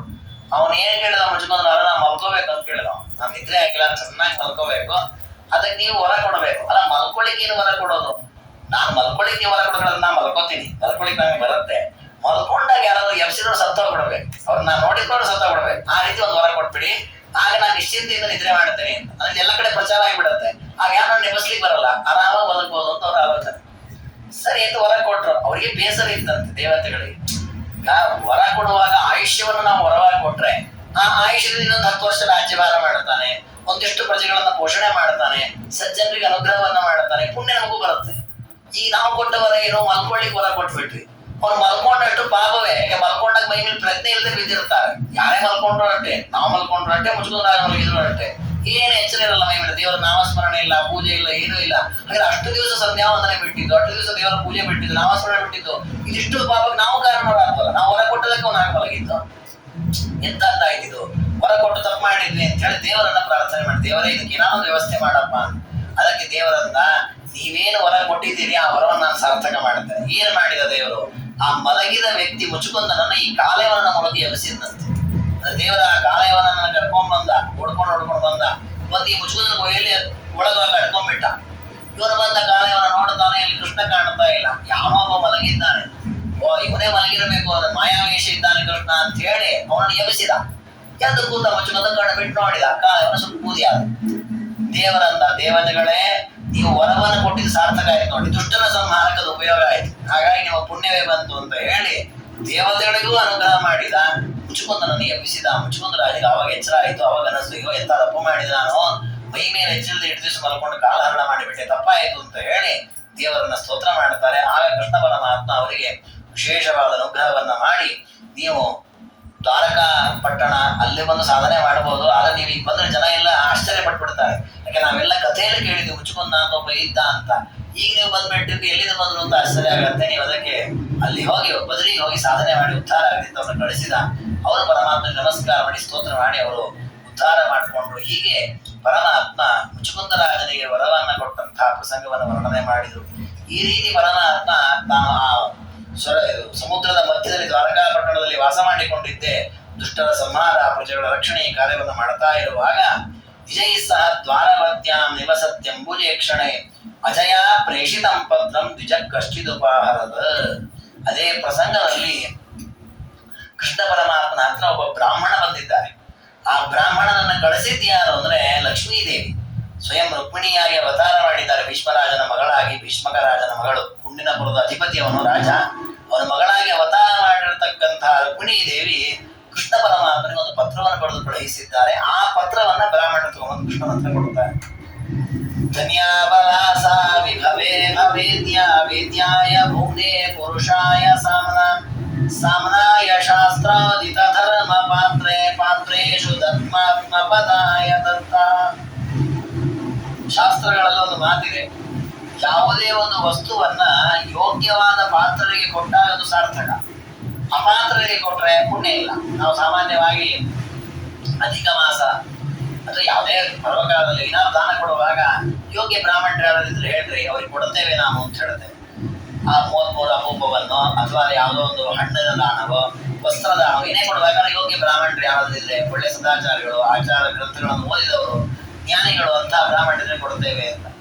ಅದೇ ಕನ್ಯೆಯನ್ನು ಕೊಡಬೇಕಾದ್ರೆ ಒಳ್ಳೆ ಇಂಜಿನಿಯರ್ ಇದ್ದಾನ, ಡಾಕ್ಟರ್ ಇದ್ದಾನ ಅಂತ ನೋಡುತ್ತೆ. ಅದಕ್ಕೆ ಇಲ್ಲಿ ಹೇಳ್ತಾರೆ, ಪಾತ್ರೇಷು ದತ್ತಾತ್ಮ ಪದಾಯ ದತ್ತ. ಹೇಗೆ ನಾವು ಬೇರೆ ಬೇರೆ ಪದಾರ್ಥಗಳನ್ನ ದಾನವಾಗಿ ಕೊಡುವಾಗ ಯೋಗ್ಯ ಪಾತ್ರನಿಗೆ ಕೊಟ್ಟಾಗ ಪುಣ್ಯ ಜಾಸ್ತಿಯೋ, ಹಾಗೆ ಕನ್ಯಾದಾನವನ್ನು ಮಾಡುವಾಗಲೂ ಯೋಗ್ಯರಿಗೆ ಕೊಟ್ಟಾಗ ಪುಣ್ಯ ಬರುತ್ತೆ. ಅದಕ್ಕೆ ರುಕ್ಮಿಣೀ ದೇವಿ ಪತ್ರ ಬರೆದು ಕಳಿಸಿದ್ರಂತೆ, ನನ್ನ ಯೋಗ್ಯರಿಗೆ ಕೊಡ್ಲಿಕ್ಕೆ ಹೊರಟಿದ್ದಾರೆ, ಈಗ ನಮ್ಮ ದುಷ್ಟರಿದ್ದಾರೆ ಇಲ್ಲೆಲ್ಲ ಈ ಕುಂಡಿನಪುರದಲ್ಲಿ, ಕೃಷ್ಣ ನೀನು ಬಂದು ಉದ್ಧಾರ ಮಾಡಬೇಕು ಅನ್ನೋ ರೀತಿಯಲ್ಲಿ ಪತ್ರವನ್ನು ಬರೆದು ಕಳಿಸಿದ್ದಾರೆ. ಭವತಾಪ ಹರಾಪಾಂಗ ಭವತಾಪ ಹೃದೈವತಿ ಚರಣಾಂಕ ಕೃತಾಂಕಾಮ ಚರಣಾಂಗಣದೋಣಯ. ಅವ ಸಂಸಾರದ ಪಾಪವನ್ನು ಕಳೆಯುವಂತಹ ಪರಮಾತ್ಮನೇ, ನಿನ್ನಿಂದ ನನ್ನನ್ನ ಎಂದೋ ಕರ್ಕೊಂಡ್ಬಿಟ್ಟಿದ್ದಿ ಅಂತಾರ ರುಕ್ಮಿಣೀದೇವಿ. ನನ್ನ ಮನಸ್ಸು ಹುಟ್ಟಿದಾಗಿನಿಂದ ಅನಾದಿ ಕಾಲದಿಂದಲೇ, ಈಗಂತೂ ಈ ಅವತಾರ ಮಾಡಿದಾಗಿದ್ರು ನನ್ನ ಮನಸ್ಸು ನಿನ್ನಲ್ಲಿಯೇ ಯಾವತ್ತೂ ಇದೆ. ನಿನ್ನ ಬಿಟ್ಟು ನಾನು ಬೇರೆ ಯಾರನ್ನ ಮದುವೆ ಆಗೋದಿಲ್ಲ. ಹಾಗಾಗಿ ನಿನ್ನ ಪಾದ ಸೇವೆ ಮಾಡಬೇಕು ಅಂತ ಕಾತರದಿಂದ ಕಾಯ್ತಾ ಇದ್ದೇನೆ. ನನ್ನನ್ನು ನೀನು ಕರೆದುಕೊಂಡು ಹೋಗು, ನನ್ನನ್ನು ನೀನು ಮದುವೆ ಮಾಡಿಕೊಳ್ಬೇಕು. ಧಿಕ್ರಜ್ಞ ಉಮೇಶ ಹಂಸ ಗಮನೋ ಸ್ವರ್ಗೇಶ್ವರಾಗ್ನಿ ಭವತ್ ಸೂಕ್ತಾಸಕ್ತರಂಗ ಲೋಕಮಖಿಲಂ ದೇವೋಘ ಮನ್ಯಾನ ಮುನೀನ್. ಅಲ್ಲ, ಬೇಕಾದಷ್ಟು ಜನ ದೊಡ್ಡ ವ್ಯಕ್ತಿಗಳು ಜಗತ್ತಲ್ಲಿ ಇದ್ದಾರಲ್ಲ, ಎಲ್ಲಾ ಬಿಟ್ಟು ಕೃಷ್ಣನ್ನೇ ಯಾಕೆ ಮದುವೆ ಮಾಡ್ಕೋಬೇಕು ಅಂತ ನಿನಗೆ ಅನಿಸ್ಬೋದು. ರುಕ್ಮಿಣೀ ದೇವಿನೇ ಅದಕ್ಕೆ ಉತ್ತರ ಹೇಳ್ತಾರೆ, ಜಗತ್ತಲ್ಲಿರೋ ವ್ಯಕ್ತಿಗಳನ್ನೆಲ್ಲ ಧಿಕ್ಕಾರ ಮಾಡಿ ನಿನ್ನೊಂದು ಮದುವೆ ಆಗ್ಬೇಕು ಅಂತ ನಾನು ನಿಶ್ಚಯ ಮಾಡ್ಕೊಂಡಿದ್ದೇನೆ. ಯಾಕೆ? ಸ್ವಚ್ಛಾಸ್ತ್ರಾಧ್ವನಿ ಗೋವಿದಾನ ವಿಭುದಾನ ಸ್ವಯೈವ ಯತ್ತಸ್ಪೃಹ. ಯಾಕೆ ಎಲ್ಲರನ್ನ ಬಿಟ್ಟು ನಿನ್ನನ್ನೇ ಮದುವೆ ಆಗ್ಬೇಕು ಅಂತ ನಾನು ಬಯಸಿದ್ದೇನೆ ಅಂದ್ರೆ ಅವರೆಲ್ಲ ನಿನ್ನ ಮೇಲೆ ನಿರೀಕ್ಷೆ ಇಟ್ಕೊಂಡಿದ್ದಾರೆ. ನಾನು ಯಾವ್ದೋ ಶಿವನಿಗಳ ಹತ್ರ ಮದುವೆ ಮಾಡ್ಕೊಳ್ಳೋಣ ಅಂದ್ರೆ ಅವ್ರು ಏನ್ ಮಾಡ್ತಿರ್ತಾರೆ, ನೀನು ಧ್ಯಾನ ಮಾಡ್ತಾ ಕೂತಿರ್ತಾರೆ. ಶಿವನನ್ನ ಮದುವೆ ಆಗೋಣ, ಅವ್ನು ನಿನ್ ಜಪ ಮಾಡ್ತಾ ಕೂತಿದ್ದಾರೆ. ಬ್ರಹ್ಮನ ಅವನು ಎಲ್ಲರೂ ನಿನ್ನಲ್ಲೇ ಆರಾಧ್ಯರಾಗಿ ನಿನ್ನನ್ನೇ ಆರಾಧನೆ ಮಾಡ್ತಾ ನಿನ್ನಲ್ಲೇ ಮನಸ್ಸನ್ನು ಇಟ್ಟಿರುವಾಗ ನಿನ್ನ ಬಿಟ್ಟು ಬೇರೆ ಯಾರನ್ನ ಮದುವೆ ಮಾಡಿಕೊಳ್ಳಿ. ಅದು ಅಲ್ಲದೆ ಬ್ರಹ್ಮದೇವ್ರ ಮದುವೆ ಮಾಡ್ಕೊಳ್ಳೋಣ ಅಂದ್ರೆ ನನ್ನ ಮಗ ಇದ್ದಂತೆ, ಶಂಭು ಪುತ್ರ ಸಮಃ. ಇಲ್ಲ ಋತುದೇವ್ರ ಮದುವೆ ಮಾಡ್ಕೊಳ್ಳೋರು ಮೊಮ್ಮಗ ಇದ್ದಾಗೆ, ಚಂದ್ರ ನನ್ನ ತಮ್ಮ ಇದ್ದಾಗೆ, ಸಿಂಧು ವರುಣ ನನಗೆ ತಂದೆ ಇದ್ದಾಗೆ, ಇರೋ ದೇವತೆಗಳೆಲ್ಲ ನನಗೆ ಬಂಧು ಬಾಂಧವರು, ಇವ್ರನ್ನ ಯಾರು ಮದುವೆ ಮಾಡ್ಕೊಳ್ಲಿಕ್ಕೆ ಆಗೋದೇ ಇಲ್ಲ. ಹಾಗಾಗಿ ನಾನು ನಿತ್ಯಾನಂದ ಚಿದಾಕೃತಿಂ ಯದುಪಡದೆ ತ್ವಾಮೇವ ಮನ್ಯೇ ಪತಿ. ಮತ್ತೊಂದು ಒಳ್ಳೆ ಮಾತನ್ನ ಹೇಳ್ತಾರೆ ರುಕ್ಮಿಣೀ ದೇವಿ. ಏನು ಅಂದ್ರೆ, ನಾನು ಮರಣ ರಹಿತಳಾದವಳು, ನನಗೆ ಮದುವೆ ಮಾಡ್ಕೊಳ್ಳೋ ಹುಡುಗನು ಅಂತವನೇ ಬೇಕಲ್ವಾ. ಸಾಮಾನ್ಯ ಹುಡುಗಿರ ಆಲೋಚನೆ ಹಾಗೆ ಇರ್ತದೆ, ನನ್ನ ಸಮಾನವಾಗಿ ಯೋಗ್ಯತೆ ಇರಬೇಕು ಅಂತ. ಹಾಗೆ ಲಕ್ಷ್ಮೀದೇವಿ ಅಂತಾಳೆ ರುಕ್ಮಿಣೀ ದೇವಿ, ನಾನು ಮರಣಾದಿ ದೋಷದಿಂದ ಉಜ್ಜಿತಳಾದವಳು, ನನಗೆ ಯಾವ ದೋಷವೂ ಇಲ್ಲ. ಹಾಗೆ ನನ್ನ ಮದುವೆ ಮಾಡ್ಕೊಳ್ಳೋನು ಅಂತವನೇ ಆಗಬೇಕು. ಈ ಜಗತ್ತಲ್ಲಿ ಬ್ರಹ್ಮದಿಂದ ಆರಂಭಿಸಿ ಪ್ರತಿಯೊಬ್ಬರಿಗೂ ಮರಣ ಇದೆ, ದುಃಖ ಇದೆ, ಎಲ್ಲರಿಗೂ ಒಂದ್ ದಿವಸ ನಾಶ ಇದೆ, ಪ್ರಳಯದಲ್ಲಿ ಎಲ್ಲರೂ ನಷ್ಟರಾಗ್ತಾರೆ. ಮರಣ ರಹಿತನಾದವನು ನೀನೊಬ್ಬನೇ, ಹಾಗೆ ನಿನ್ನನ್ನೇ ನಾನು ಮದುವೆ ಮಾಡಿಕೊಳ್ಳುತ್ತೇನೆ ಅಂತ ಹೇಳಿ ಪರಮಾತ್ಮರಿಗೆ ಪತ್ರವನ್ನು ಬರೆದು ಕಳುಹಿಸಿದ್ದಾರೆ. ಅನಾದಿ ಸಿದ್ಧ ಮಾಂ ಜಾಯಾಂ ನಯತಸ್ತೆ ಪ್ರಯೋಜನ. ಮತ್ತೊಂದು ಮಾತು ಹೇಳಿದರಂತೆ, ದೇವರೇ ನನ್ನ ಮದುವೆ ಮಾಡಿಕೊಳ್ಬೇಕು, ನನ್ನ ನೀನು ಕರ್ಕೊಂಡು ಹೋಗೋದು, ನಾನೇ ನೀ ಪತ್ರ ಬರೆದಿದ್ದೇನೆ, ಇದನ್ನು ಓದಿ ನಾನು ಕರ್ಕೊಂಡು ಹೋಗ್ಬೇಕು, ಇದರಿಂದ ನಿನಗೇನು ಪ್ರಯೋಜನ ಇಲ್ಲ ಅಂತಾರ. ನಿನಗಾಗಿ ನೀನು ಸಕಲದಿಂದ ಪೂರ್ಣ, ನೀನು ಸ್ವರಮಣ, ನಿನಗೆ ಇದರಿಂದ ಏನೋ ಪ್ರಯೋಜನ ಇಲ್ಲ. ಆದ್ರೆ ನಿನ್ನ ಕೀರ್ತಿ ಹಾಗೆ ಉಳಿಲಿ. ಏನೋ ಅನಾದಿ ಕಾಲದಿಂದ ನಾನು ನಿನ್ನ ಹೆಂಡತಿ ಅಂತ ಪ್ರಸಿದ್ಧ ಇರೋದು, ಇವತ್ತು ಬೇರೆಯವ್ರ ಮದುವೆ ಮಾಡಿಕೊಟ್ರೆ ನಿನ್ನ ಹೆಂಡತಿ ಬೇರೆಯವ್ರ ಮದುವೆ ಮಾಡಿದಂಗೆ ಆಗತ್ತೆ, ಅದಾಗಬಾರದಲ್ಲ. ಅದಕ್ಕೆ ನೀನು ಬಂದು ನನ್ನ ಕರ್ಕೊಂಡು ಹೋಗು ಅಂತ ಹೇಳಿ ಬರೆದಿದ್ದಾರೆ. ಈ ರೀತಿ ಪತ್ರದಲ್ಲಿ ಬರೆದಿರೋದನ್ನೆಲ್ಲ ಪರಮಾತ್ಮ ಬ್ರಾಹ್ಮಣರ ಮೂಲಕ ಕೇಳಿದ. ಇತಿ ಪತ್ರ ಗತಾಲಾಪಂ ಸಮಾಲೋಕ್ಯ ಸಮಾಧವ ರಥಮಾರೋಹ್ಯ ತರಸ ಪ್ರತಸ್ಥೆ ಯತ್ರ ಸಾ ಪ್ರಿಯ. ಸರಿ ಅಂತ ಹೇಳಿ ಪರಮಾತ್ಮ ರಥವನ್ನ ಏರಿ ತಾನು ಆ ರುಕ್ಮಿಣಿ ಇರುವಂತಹ ಕುಂಡಿನಪುರಕ್ಕೆ ಹೊರಟಿದ್ದಾನೆ, ಭೀಷ್ಮಕನ ಪಟ್ಟಣಕ್ಕೆ ಹೊರಟಿದ್ದಾನೆ ಪರಮಾತ್ಮ. ಅಲ್ಲಿ ರಾಜರೊಂದು ಪೂರ್ವ ಚಿಂತನೆಯನ್ನು ಹೇಳುತ್ತಾರೆ. ಏನು ಅಂದ್ರೆ, ದೇವರು ರುಕ್ಮಿಣೀ ದೇವಿಯನ್ನು ಮದುವೆ ಮಾಡ್ಕೋಬೇಕು. ಮದುವೆ ಮಾಡ್ಕೊಳ್ಳೋದ್ರೆ ಪಾಣಿಗ್ರಹಣ ಮಾಡುದು. ಪಾಣಿಗ್ರಹಣವನ್ನ ಮಾಡ್ತೇನೆ ಅಂತ ಸೂಚನೆ ಮಾಡ್ಲಿಕ್ಕೆ ಮೊದಲು ಆ ಬ್ರಾಹ್ಮಣನ ಕೈ ಹಿಡ್ಕೊಂಡಂತೆ, ಪತ್ರ ತಂದಿರೋ ಬ್ರಾಹ್ಮಣನ ಕೈ ಹಿಡ್ಕೊಂಡು ಇದೇ ರೀತಿ ರುಕ್ಮಿಣಿನ ನಾನು ಮದುವೆ ಮಾಡ್ಕೊಡ್ತೇನೆ, ಚಿಂತೆ ಮಾಡಬೇಡ ಅಂತ ಆಶ್ವಾಸನೆ ಕೊಟ್ಟಂತೆ. ಕೊಟ್ಟ ಮೇಲೆ ರಥವನ್ನೇರಿ ಹೊರಟಿದ್ದಾನೆ ಪರಮಾತ್ಮ ಹಾಗೆ ಹೊರಟ. ಈ ಕಡೆ ಆ ಭೈಷ್ಮಿ ಅಂದ್ರೆ ರುಕ್ಮಿಣೀ ದೇವಿಯನ್ನ ಸ್ವಯಂವರ ಮಾಡಬೇಕು ಅಂತ ಅವರ ತಂದೆ ಎಲ್ಲರೂ ಸೇರಿ ಸನ್ನದ್ಧರಾಗಿದ್ದಾರೆ. ದೊಡ್ಡದಾದಂತಹ ವೇದಿಕೆಯನ್ನು ನಿರ್ಮಾಣ ಮಾಡಿ ಅದಕ್ಕೆ ಬೇರೆ ಬೇರೆ ಆಸನಗಳನ್ನ ಹಾಕಿ ಅಲ್ಲೆಲ್ಲ ಬಂದು ಕುತ್ಕೊಳ್ಬೇಕು ರಾಜಕುಮಾರರು. ರಾಜರಿಗಳಿಗೆ ಒಂದು ಜಾಗ, ರಾಜಕುಮಾರರಿಗೆ ಒಂದು ಜಾಗ, ಈ ಊರಿನವರು ಅವನ್ನೆಲ್ಲ ವ್ಯವಸ್ಥೆ ಮಾಡಿದ್ದಾರೆ ರುಕ್ಮಿಣಿ ಸ್ವಯಂವರಕ್ಕೆ ಅಂತ.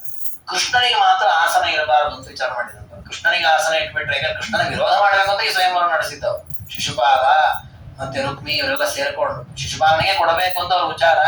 ಆದ್ರೆ ಸುಮ್ಮನೆ ಮದುವೆ ಮಾಡಿಬಿಟ್ರೆ ನಾಳೆ ಸಮಸ್ಯೆ ಆಗ್ಬಿಟ್ರೆ ಅದನ್ನ ಸ್ವಯಂವರದ ರೀತಿ ಮಾಡಿಬಿಡೋಣ ಅಂತ ವಿಚಾರ ಮಾಡಿದ್ದಾನೆ. ಅದಕ್ಕೆ ಪರಮಾತ್ಮನಿಗೆ ಅಲ್ಲಿ ಅವಕಾಶ ಕೊಡಬಾರದು ಅಂತ ಹೇಳಿ ದೇವರು ಬರುವಾಗ ಅವನು ಯಾವ ಗರುಡನ ಮೇಲೆ ಕುಳಿತುಕೊಂಡು ಬಂದಿರ್ತಾನೆ. ಕೃಷ್ಣದೇವರು ಬರೋದೇ ಹಾಗೆ. ಅದು ಈಗ ರಥದಲ್ಲಿ ಬಂದಿದ್ದಾನೆ.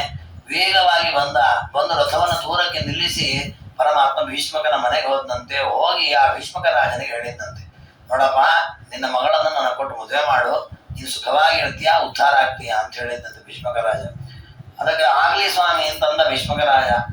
ಯಾಕೆ ಕೃಷ್ಣ ಪರಮಾತ್ಮನಿಗೆ ಉಪದೇಶ ಮಾಡಿದ ಅಂತಂದ್ರೆ, ಬೇರೆ ಬೇರೆ ಪ್ರಸಂಗದಲ್ಲೂ ಸ್ವಯಂವರ ನಡೆದಿದೆ. ಈಗ ವರುಣದೇವರು ಲಕ್ಷ್ಮೀ ದೇವಿಯ ಸ್ವಯಂವರ ಮಾಡಿದ್ದಾರೆ, ಜನಕ ಮಹಾರಾಜ ಸೀತಾದೇವಿಯ ಸ್ವಯಂವರ ಮಾಡಿದ್ದಾರೆ. ಅಲ್ಲೆಲ್ಲೂ ಕೂಡ ದೇವರು ಹೋಗಿ ನೀವು ನನಗೆ ಕೊಟ್ಟು ಮದುವೆ ಮಾಡ್ಬೇಕಾದ್ರೆ ಏನು ಉಪದೇಶ ಮಾಡಿಲ್ಲ. ಇಲ್ಲಿ ಮಾತ್ರ ಭೀಷ್ಮಕ ರಾಜನಿಗೆ ಹೇಳಿದ್ದಂತೆ. ಬರೀ ಹೇಳಿದ್ ಮಾತ್ರ ಅಲ್ಲ, ದೇವರು ಹೇಳ್ತಾನೆ, ನೋಡಪ್ಪ ಭೀಷ್ಮಕ ರಾಜ, ನೀನು ನಿನ್ನ ಮಗಳನ್ನು ಕೊಟ್ಟು ಮದುವೆ ಮಾಡಿ ನನಗೆ ಪುಣ್ಯ ಬರುತ್ತೆ. ನೀನ್ ಮದುವೆ ಮಾಡಿ ಕೊಡೋದಿಲ್ಲ, ನಾವು ಮದುವೆ ಮಾಡ್ಕೊಳ್ತೀವಿ. ಯಾಕೆ ಅಂದ್ರೆ ಅವಳು ನನ್ನ ಹೆಂಡತಿ, ನಾನು ಅವಳ ಗಂಡ, ನೋಡು ನಮ್ಮ ರೂಪ ಅಂತ ಹೇಳಿ ರುಕ್ಮಿಣಿಯ ಮೂಲ ರೂಪ ಏನೊಂದು ತೋರಿಸಿದಂತೆ, ಲಕ್ಷ್ಮಿಯ ರೂಪ. ಹಾಗೆ ತನ್ನ ರೂಪ ಎಂತಹದ್ದೊಂದು ನಾರಾಯಣ ಲಕ್ಷ್ಮಿಯ ರೂಪವನ್ನು ತೋರಿಸಿ ನಾವೇ ಈ ಭೂಮಿಯಲ್ಲಿ ಈಗ ಅವತಾರ ಮಾಡಿದ್ದೇವೆ, ಸುಮ್ಮನೆ ಮದುವೆ ಮಾಡಿಕೊಂಡು ನಿನಗೂ ಪುಣ್ಯ ಬರುತ್ತೆ ಅಂತ ಹೇಳಿದ. ಯಾಕೆ ಹೀಗೆ ಹೇಳಿದ್ದು, ಬೇರೆ ಕಡೆ ಯಾಕೆ ಹೇಳಿಲ್ಲ, ಇಲ್ಲಿ ಯಾಕೆ ಹೇಳಿದ್ದು ಅಂತಂದ್ರೆ, ಬೇರೆ ಕಡೆ ವರುಣನಿಗಾಗ್ಲಿ ಅಥವಾ ಜನಕರಾಜನಿಗಾಗ್ಲಿ ನಿಶ್ಚಯ ಇತ್ತಂತೆ. ವರುಣದೇವರಿಗೆ ನಿಶ್ಚಯ ಇತ್ತು, ಈ ನನ್ನ ಲಕ್ಷ್ಮಿಯನ್ನ ನಾರಾಯಣನೇ ಮದುವೆ ಆಗ್ತಾನೆ. ಹಾಗೆ ಜನಕರಾಜನಿಗೆ ನಿಶ್ಚಯ ಇತ್ತಂತೆ, ರಾಮಚಂದ್ರ ಬರ್ತಾನೆ, ಅವನೇ ಈ ಧನುಸ್ಸನ್ನು ಎತ್ತದಾನೆ, ಸೀತೆಯನ್ನು ಮದುವೆ ಆಗ್ತಾನೆ ಅಂತ. ಭೀಷ್ಮಕ ರಾಜನಿಗೆ ನಿಶ್ಚಯ ಇರಲಿಲ್ಲ. ಯಾಕಂದ್ರೆ ಆ ದುಷ್ಟ ಮಗ ರುಕ್ಮಿಯ ಮಾತು ಕೇಳಿ ಯಾರು ಮದುವೆ ಆಗ್ಲಿ ಅನ್ನೋ ಭಾವನೆ ಬಂದ್ಬಿಟ್ಟಿತ್ತು. ಅದಕ್ಕೆ ಅವನ ಸಜ್ಜನ, ಅವನ ಪುಣ್ಯದಿಂದ ವಂಚಿತನಾಗೋದು ಬೇಡ ಅಂತ ಹೇಳಿ ಅವನ ಹತ್ರ ಈ ರೀತಿ ತನ್ನ ರೂಪವನ್ನೆಲ್ಲ ತೋರಿಸಿದ. ಭೀಷ್ಮಕ ರಾಜ ಅಂದಂತೆ, ಕೃಷ್ಣ ಮದುವೆ ಹೆಂಗಾಗತ್ತೋ ಏನಾಗತ್ತೋ ಯಾರು ಮಾಡ್ತಾರೋ ನನಗೆ ಏನೂ ಗೊತ್ತಿಲ್ಲ, ಈಗಲೇ ನನ್ನ ಮಗಳನ್ನು ನನಗೆ ದಾನ ಮಾಡ್ತೀನಿ, ಕೃಷ್ಣಾರ್ಪಣ ಅಂದ್ಬಿಟ್ಟ ಅವನು. ಯಾಕಂದ್ರೆ ಈಗ ನನಗೆ ವಿವೇಕ ಚೆನ್ನಾಗಿದೆ, ಇನ್ ಯಾವ ಗಂತಲೆ ಏನ್ ಕೇಳತ್ತೋ ಏನೇನ್ ನಡೆಯುತ್ತೋ ಇಲ್ಲಿ ಗೊತ್ತಿಲ್ಲ ಅಂತ ಹೇಳಿ ಕೃಷ್ಣಾರ್ಪಣ ಅಂದ್ಬಿಟ್ಟ. ದೇವರನ್ನ ಇದೇ ನನಗೂ ಬೇಕಿತ್ತು, ನಿಮ್ ಕೈಯಿಂದ ಮದುವೆ ಮಾಡ್ಲಿಕ್ಕೆ ಆಗಲ್ಲ, ನನಗೆ ಗೊತ್ತಿದೆ, ನನ್ನ ಹೆಂಡತಿ ನಾನು ಕರ್ಕೊಂಡು ಹೋಗ್ತೀನಿ ಅಂತ ಹೇಳಿ ಪರಮಾತ್ಮ ತಾನು ಯಾವತ್ತಿವರು ಸ್ವಯಂವರ ಮಾಡಿದ್ದಾರೆ ಅವತ್ತು ಬಂದಿದ್ದಾನೆ, ರಥವನ್ನೇರಿ ಪರಮಾತ್ಮ ಬಂದಿದ್ದಾನೆ. ರಥವನ್ನೇರಿ ಪರಮಾತ್ಮ ಬರುವಾಗ ತಾನು ಆ ಈ ಪಾರ್ವತಿ ಪೂಜೆ ಅಂತ ಒಂದು ಮಾಡುತ್ತಾರೆ ವಿವಾಹದ ಪೂರ್ವಭಾವಿಯಾಗಿ. ಅದಕ್ಕೆ ಇವರು ಕೂಡ ರುಕ್ಮಿಣಿಯನ್ನು ಪೂಜೆ ಮಾಡಿಸ್ಬೇಕು ಅಂತ ಒಂದು ದೇವಸ್ಥಾನದ ಹತ್ರ ಕರ್ಕೊಂಡ್ ಬಂದಿದ್ದರಂತೆ. ಎಲ್ಲ ಕಡೆ ಸುತ್ತ ಬಂಧನವನ್ನ ಮಾಡಿಬಿಟ್ಟಿದ್ದಾರೆ. ಯಾರು ಕೂಡ ಒಂದು ಒಳಗೆ ಬರೋ ಹಾಗಿಲ್ಲ, ಒಳಗಿರೋ ಹೊರಗೆ ಹೋಗೋ ಹಾಗಿಲ್ಲ, ಆ ರೀತಿ ಭಟ್ರು ನಿಲ್ಲಿಸಿದ್ದಾರೆ. ಅಂತಹ ಪ್ರಸಂಗದಲ್ಲಿ ಕೃಷ್ಣ ಪರಮಾತ್ಮ ರಥವೇರಿ ಬಂದ. ರಥವೇರಿ ಬಂದಾಗ ಪರಮಾತ್ಮ ಆ ದೇವಸ್ಥಾನದ ಹತ್ತಿರದಲ್ಲಿ ನಿಂತಿದ್ದಾನೆ. ಪೂಜೆ ಎಲ್ಲ ಮುಗೀತು.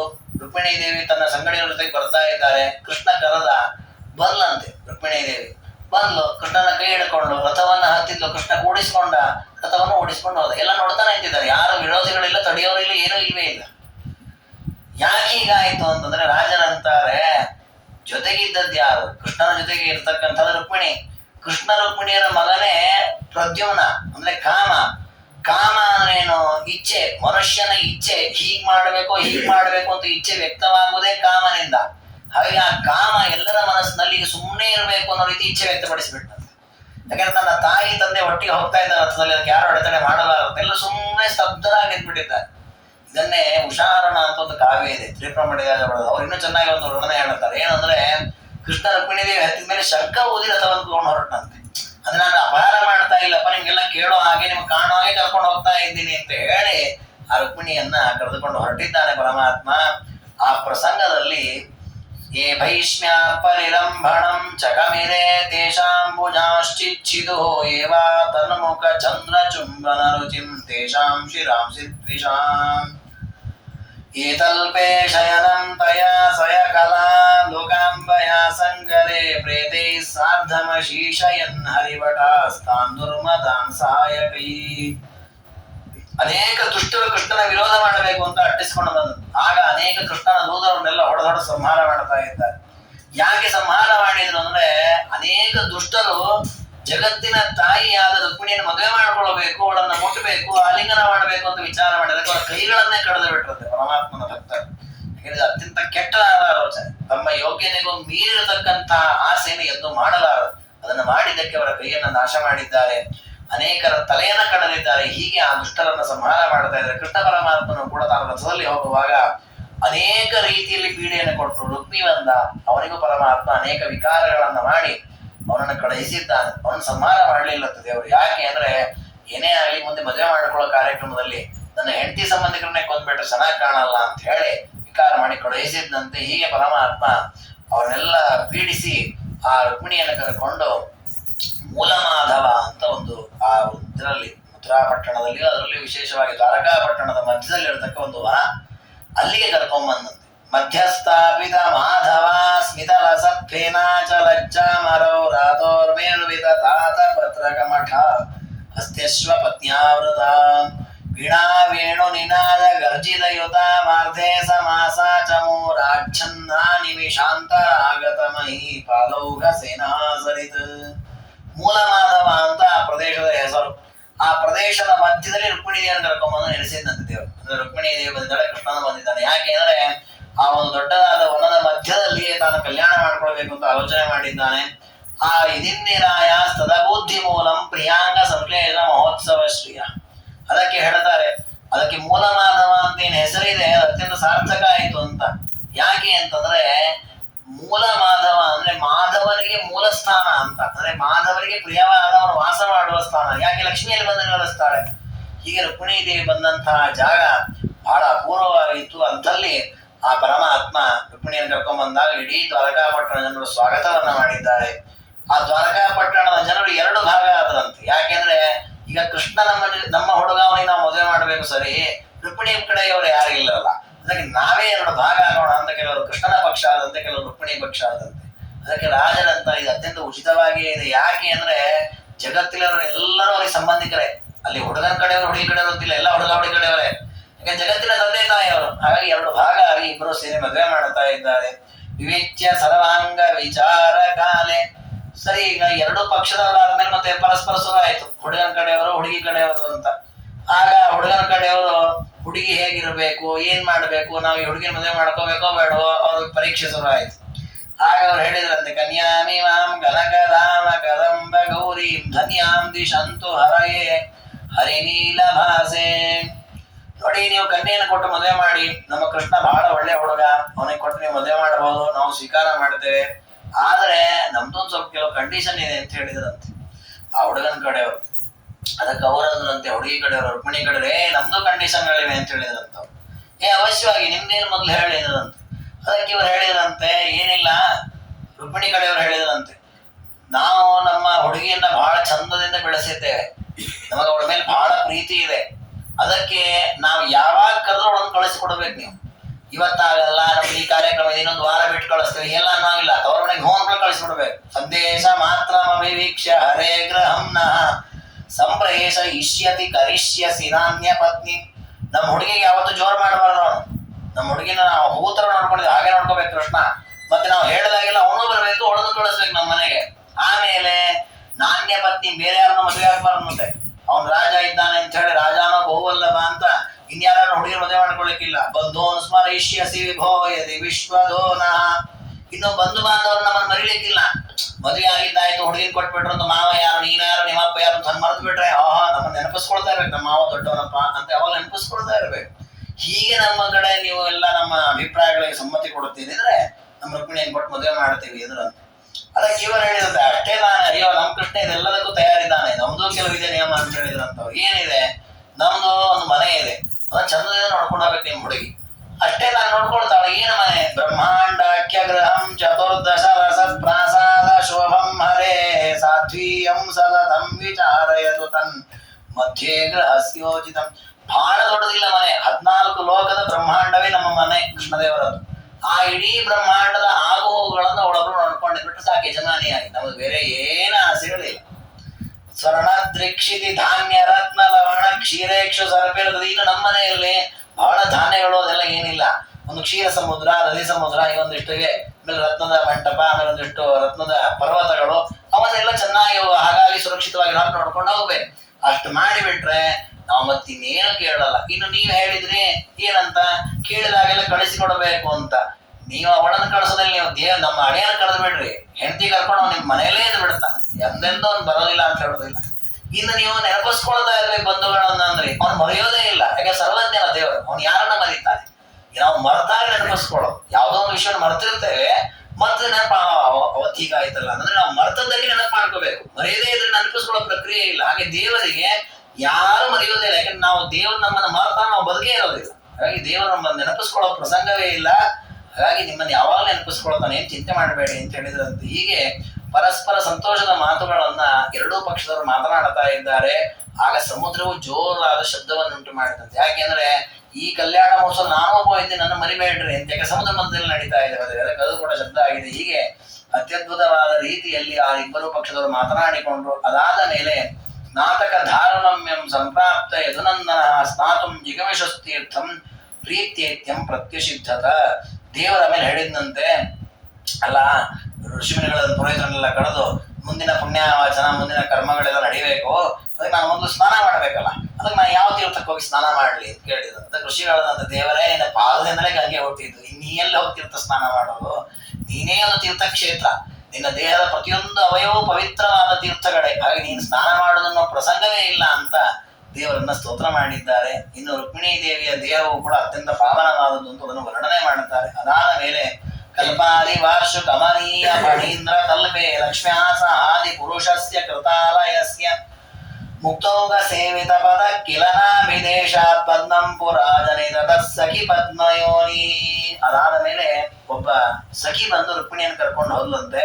ಈಗ ಕೃಷ್ಣನಿಗೆ ರುಕ್ಮಿಣಿಗೆ ಮದುವೆ ಆಗತ್ತೆ ಅಂತ ಹೇಳಿ ಆ ಪ್ರಸಂಗದಲ್ಲಿ ದೇವತೆಗಳೆಲ್ಲ ದ್ವಾರಕಾಪಟ್ಟಣದ ಆ ವನದಲ್ಲಿ ಮೂಲ ಮಾಧವದ ಮಧ್ಯದಲ್ಲಿ ಬಂದು ನೆಲೆಸಿದ್ದಾರೆ. ಎಲ್ಲ ದೇವತೆಗಳಿದ್ದಾರೆ, ಇಡೀ ದ್ವಾರಕಾಪಟ್ಟಣದ ಜನ ಇದ್ದಾರೆ. ಅವರ ಮಧ್ಯದಲ್ಲಿ ಆ ಸಖಿ ಕರ್ಕೊಂಡು ಹೋಗಿ ರುಕ್ಮಿಣಿಯನ್ನ ಒಂದೊಂದು ಕಡೆ ತೋರಿಸ್ತಾರೆ. ನೋಡಿ, ಇವರು ಬ್ರಹ್ಮ ಅಂತ, ಇವರು ರುದ್ರದೇವರು ಅಂತ, ಗರುಡ ಅಂತ, ಶೇಷ ಅಂತ. ಹೇಗೆ ಲಕ್ಷ್ಮೀ ಸ್ವಯಂವರದಲ್ಲಿ ಎಲ್ಲರನ್ನೂ ವಿಮರ್ಶೆ ಮಾಡಿದ್ರು ಲಕ್ಷ್ಮೀ ದೇವಿ, ಹಾಗೆ ರುಕ್ಮಿಣೀ ದೇವಿ ವಿಮರ್ಶೆ ಮಾಡುತ್ತಾರೆ. ಒಬ್ಬೊಬ್ಬರು ಒಂದೊಂದು ರೀತಿಯಲ್ಲಿದ್ದಾರೆ. ಉಗ್ರೋಯಂ ಸಚಿ ಚಂಚಲೋಯಂ ಮಲೆ ಸೋಯಂ ರಮೆ ಗುಡಪ ವೃದ್ಧೋಸೌ ಜ್ವಲನೋಯಮೇಶ ತಪನಃ ಸ್ವದ್ವಕ್ರದಂಡೋಕೆ. ಒಂದೊಂದು ಗುಣಗಳು ಇದ್ದಾವು ಇವರಲ್ಲಿ ಸಂದಣಿಸಿವೆ ಬಹುದೋಷ. ಇದನ್ನೇ ಮತ್ತೊಂದು ಬಾರಿ ಅವರ ಮೂಲ ರೂಪದಲ್ಲಿ ಹೇಳಿದ್ದನ್ನೇ ಈಗ ಅವತಾರ ರೂಪದಲ್ಲಿ ಮತ್ತೊಂದು ಬಾರಿ ಹೇಳ್ತಾರೆ. ಇವನು ವಕ್ರತುಂಡ ಗಣಪತಿ, ಇವನಿಗೆ ಪಂಚಮುಖ, ಯಾವಾಗಲೂ ಸ್ಮಶಾನದಲ್ಲಿ ಇರ್ತಾನೆ. ಇವನು ಚತುರ್ಮುಖ ಬ್ರಹ್ಮ, ಭಾರಿ ದೊಡ್ಡವನು, ಮೇಲೆ ಕೂತ್ಬಿಟ್ಟಿದ್ದಾನೆ ಕಮಲದಲ್ಲಿ. ಆದರೆ ತನ್ನ ಮಗಳನ್ನೇ ಮದುವೆ ಮಾಡ್ಕೊಂಡ್ಬಿಟ್ಟ. ಅಂದ್ರೆ ಈ ರೀತಿ ಅಂದ್ರೆ ಸುಮ್ಮನೆ ಲೋಕದಲ್ಲಿ ಯಾವುದನ್ನೆಲ್ಲ ದೋಷ ಅಂತ ತೋರಿಸುವಂತಹ ದೋಷಗಳೆಲ್ಲ ಇವರಲ್ಲಿ ಇದೆ. ಯಾವ ದೋಷವೂ ಇಲ್ಲದಂತಹ ವ್ಯಕ್ತಿ ಅಂದ್ರೆ ನಾರಾಯಣ ಒಬ್ಬನೇ ಅಂತ ಹೇಳಿ ಅವನ ಕೊರಳಿಗೆ ಮಾಲೆಯನ್ನು ಹಾಕಿದರು.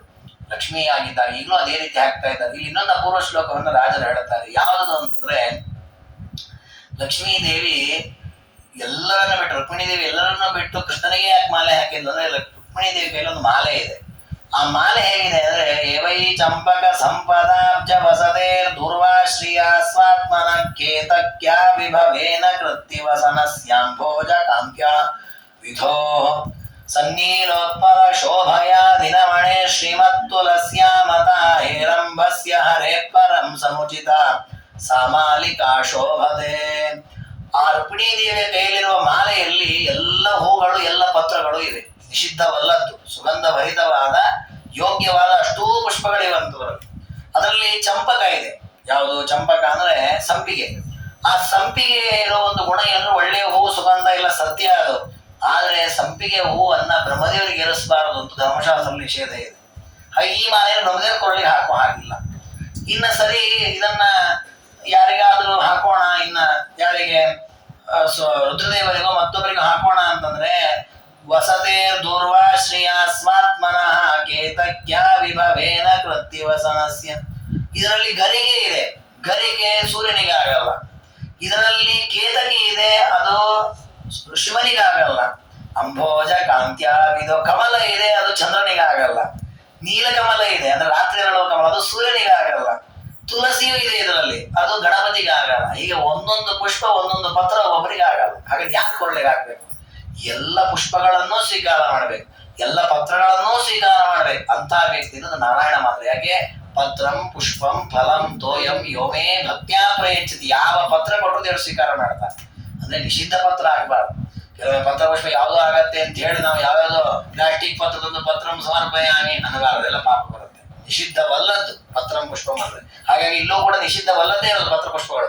ಆ ಮಾಲೆಯನ್ನ ಬೇರೆ ಯಾರ ಕೊರಳಿಗೆ ಹಾಕ್ಲಿಕ್ಕೆ ಸಾಧ್ಯ ಇಲ್ಲ ಅಂತ ಹೇಳಿ ಪರಮಾತ್ಮನ ಕೊರಳಿನಲ್ಲಿ ಆ ಮಾಲೆಯನ್ನ ಹಾಕಿದ್ದಾರೆ. ಸಮರ್ಪಯಾಮಾಸ ಮುಕುಂದ ಕಂಠೆ ನಾರ್ಯೋಕ್ಷತಾನ್ ಪ್ರಭವೃಷರ್ಣವ ಕುಂಕುಮಾಭಾನ್ ಸಂಗೀತ ಮಂಗಲ ಕಥಾ ಸಮಲಂಕೃತಾಂಗ್ಯ.